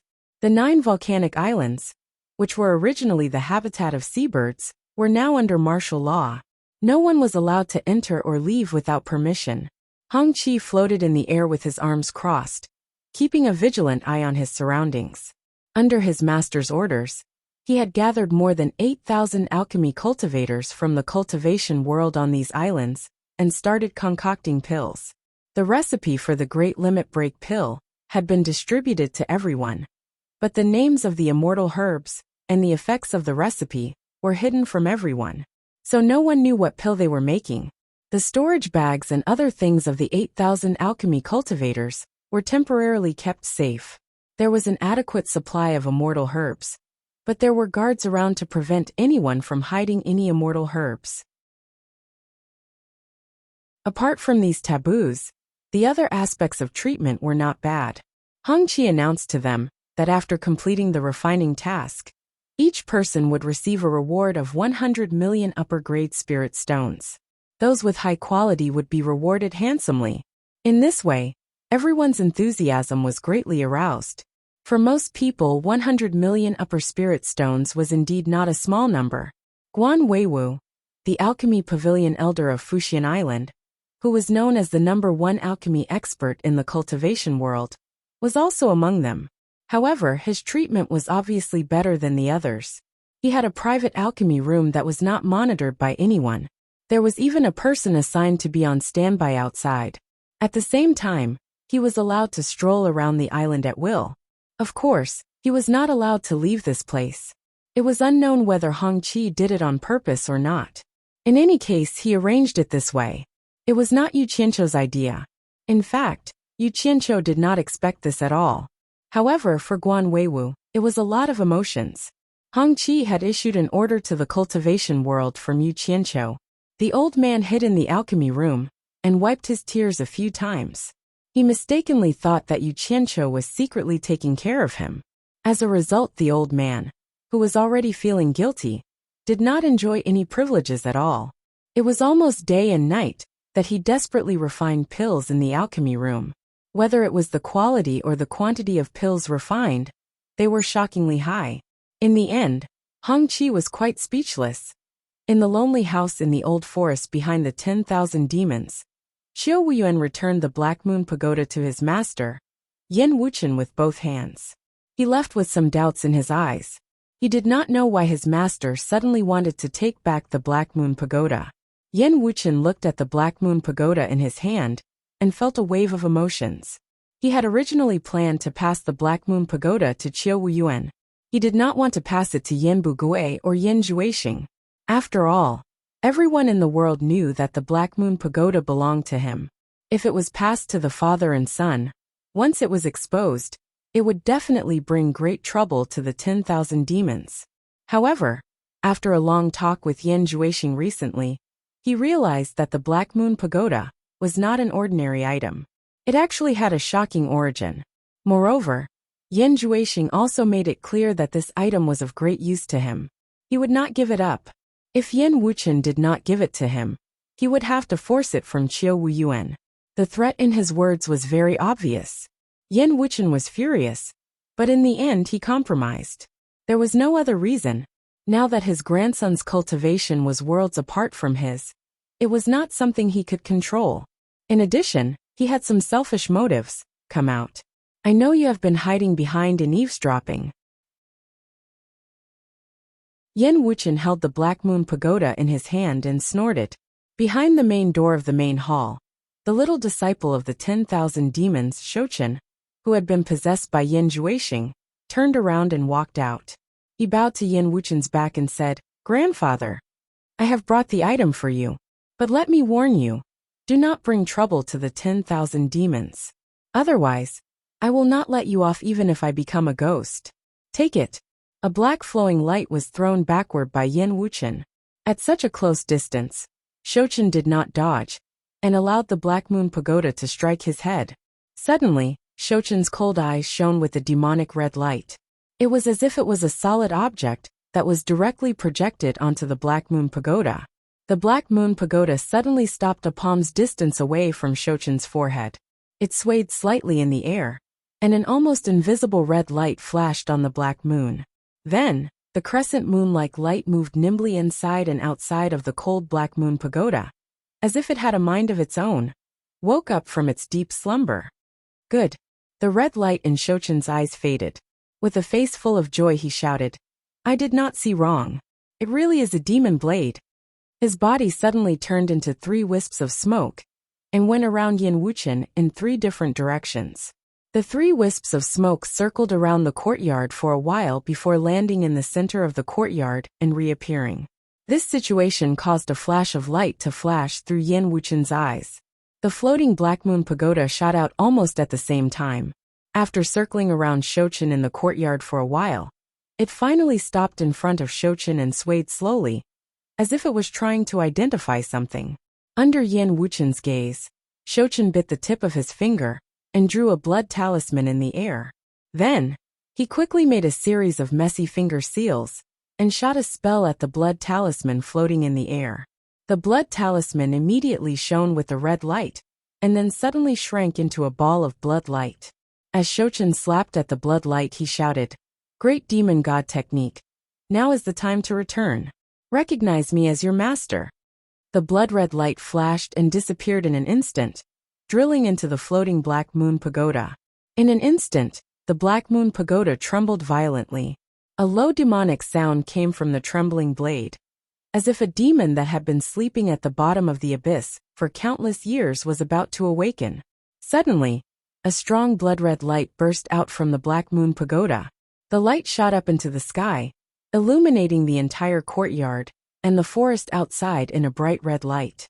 An overwhelming majestic aura rushed out in all directions like an avalanche.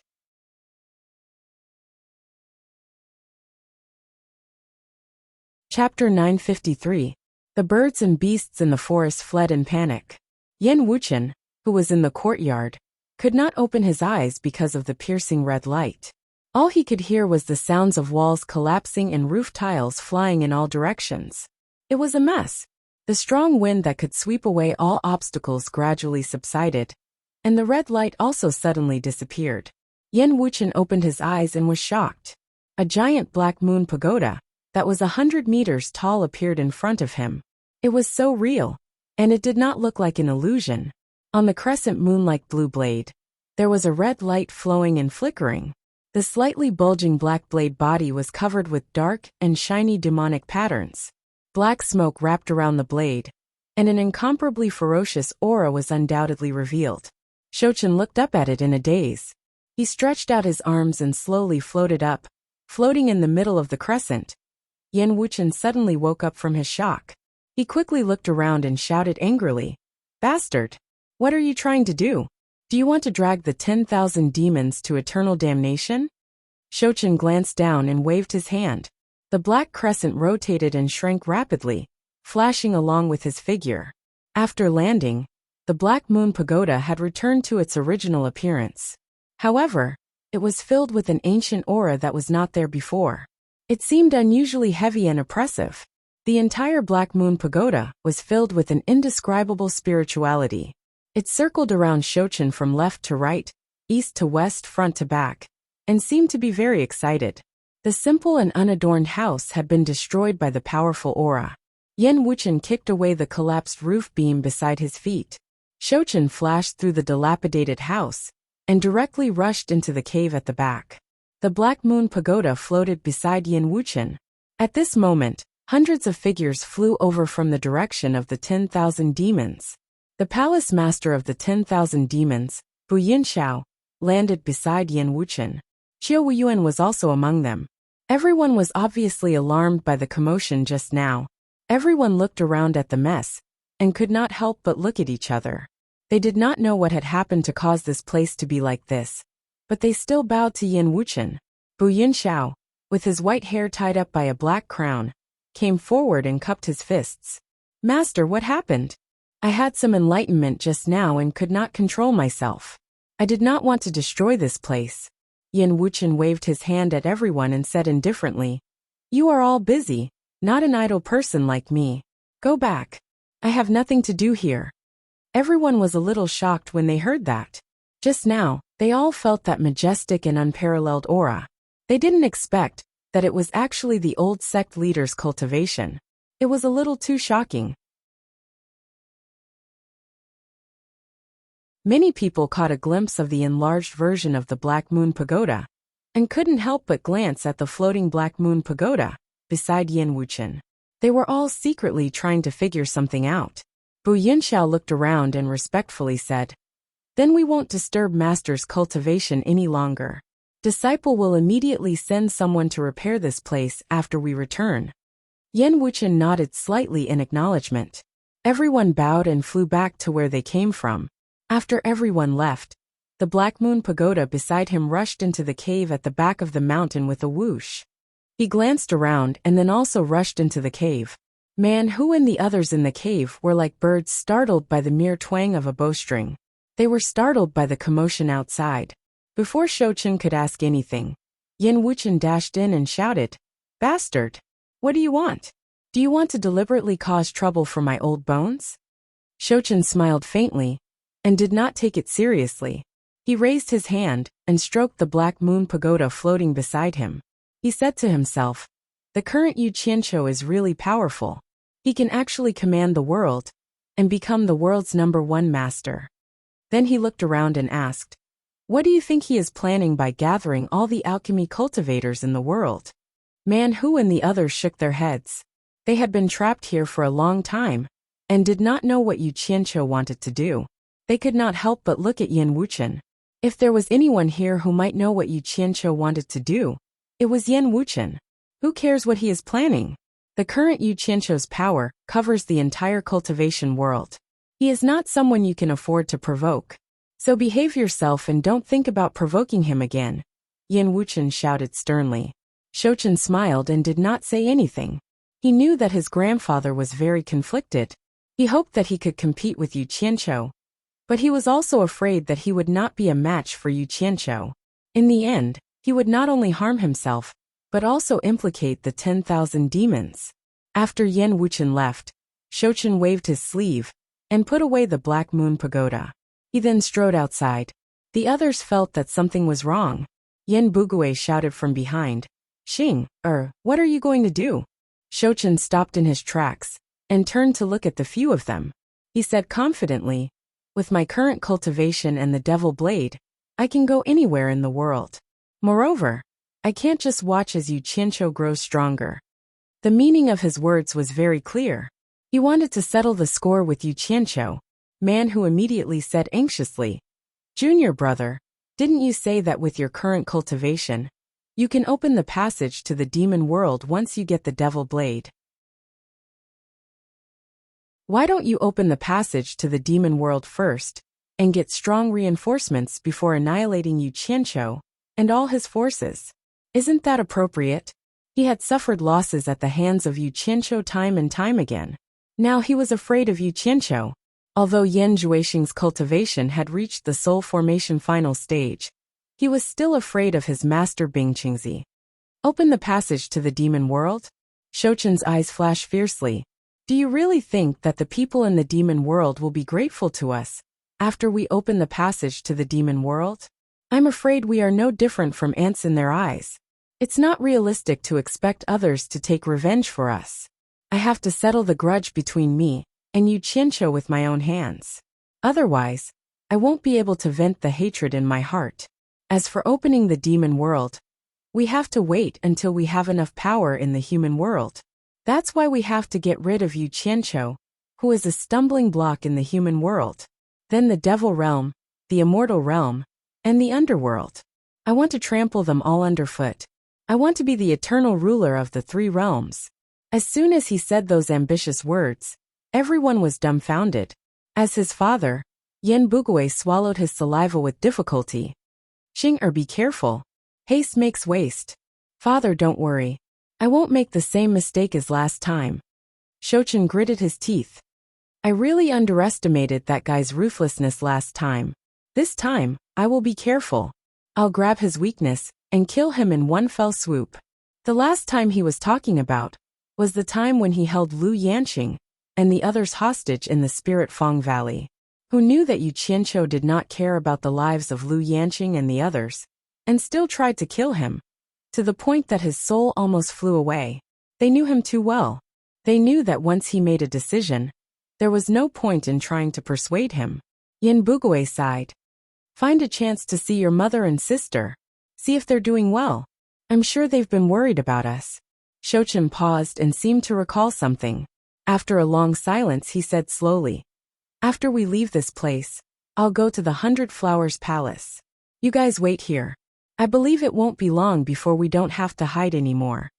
With that, he turned around and left. Unexpectedly, as soon as he walked out of the cave, he saw Yin Wuchen slowly turning around. The grandfather and grandson looked at each other silently.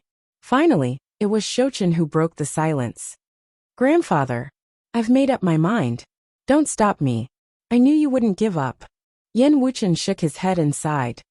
Listen to me. Endure the humiliation and increase your cultivation. It's never too late to take revenge. My cultivation has reached this stage. If I want to break through again, it's useless to just cultivate. I need to combine movement and stillness, Shouchen explained. Sigh. I can't stop you either. But remember, don't involve the 10,000 demons until the outcome is decided. The 10,000 demons only owe us a favor. They don't owe us anything.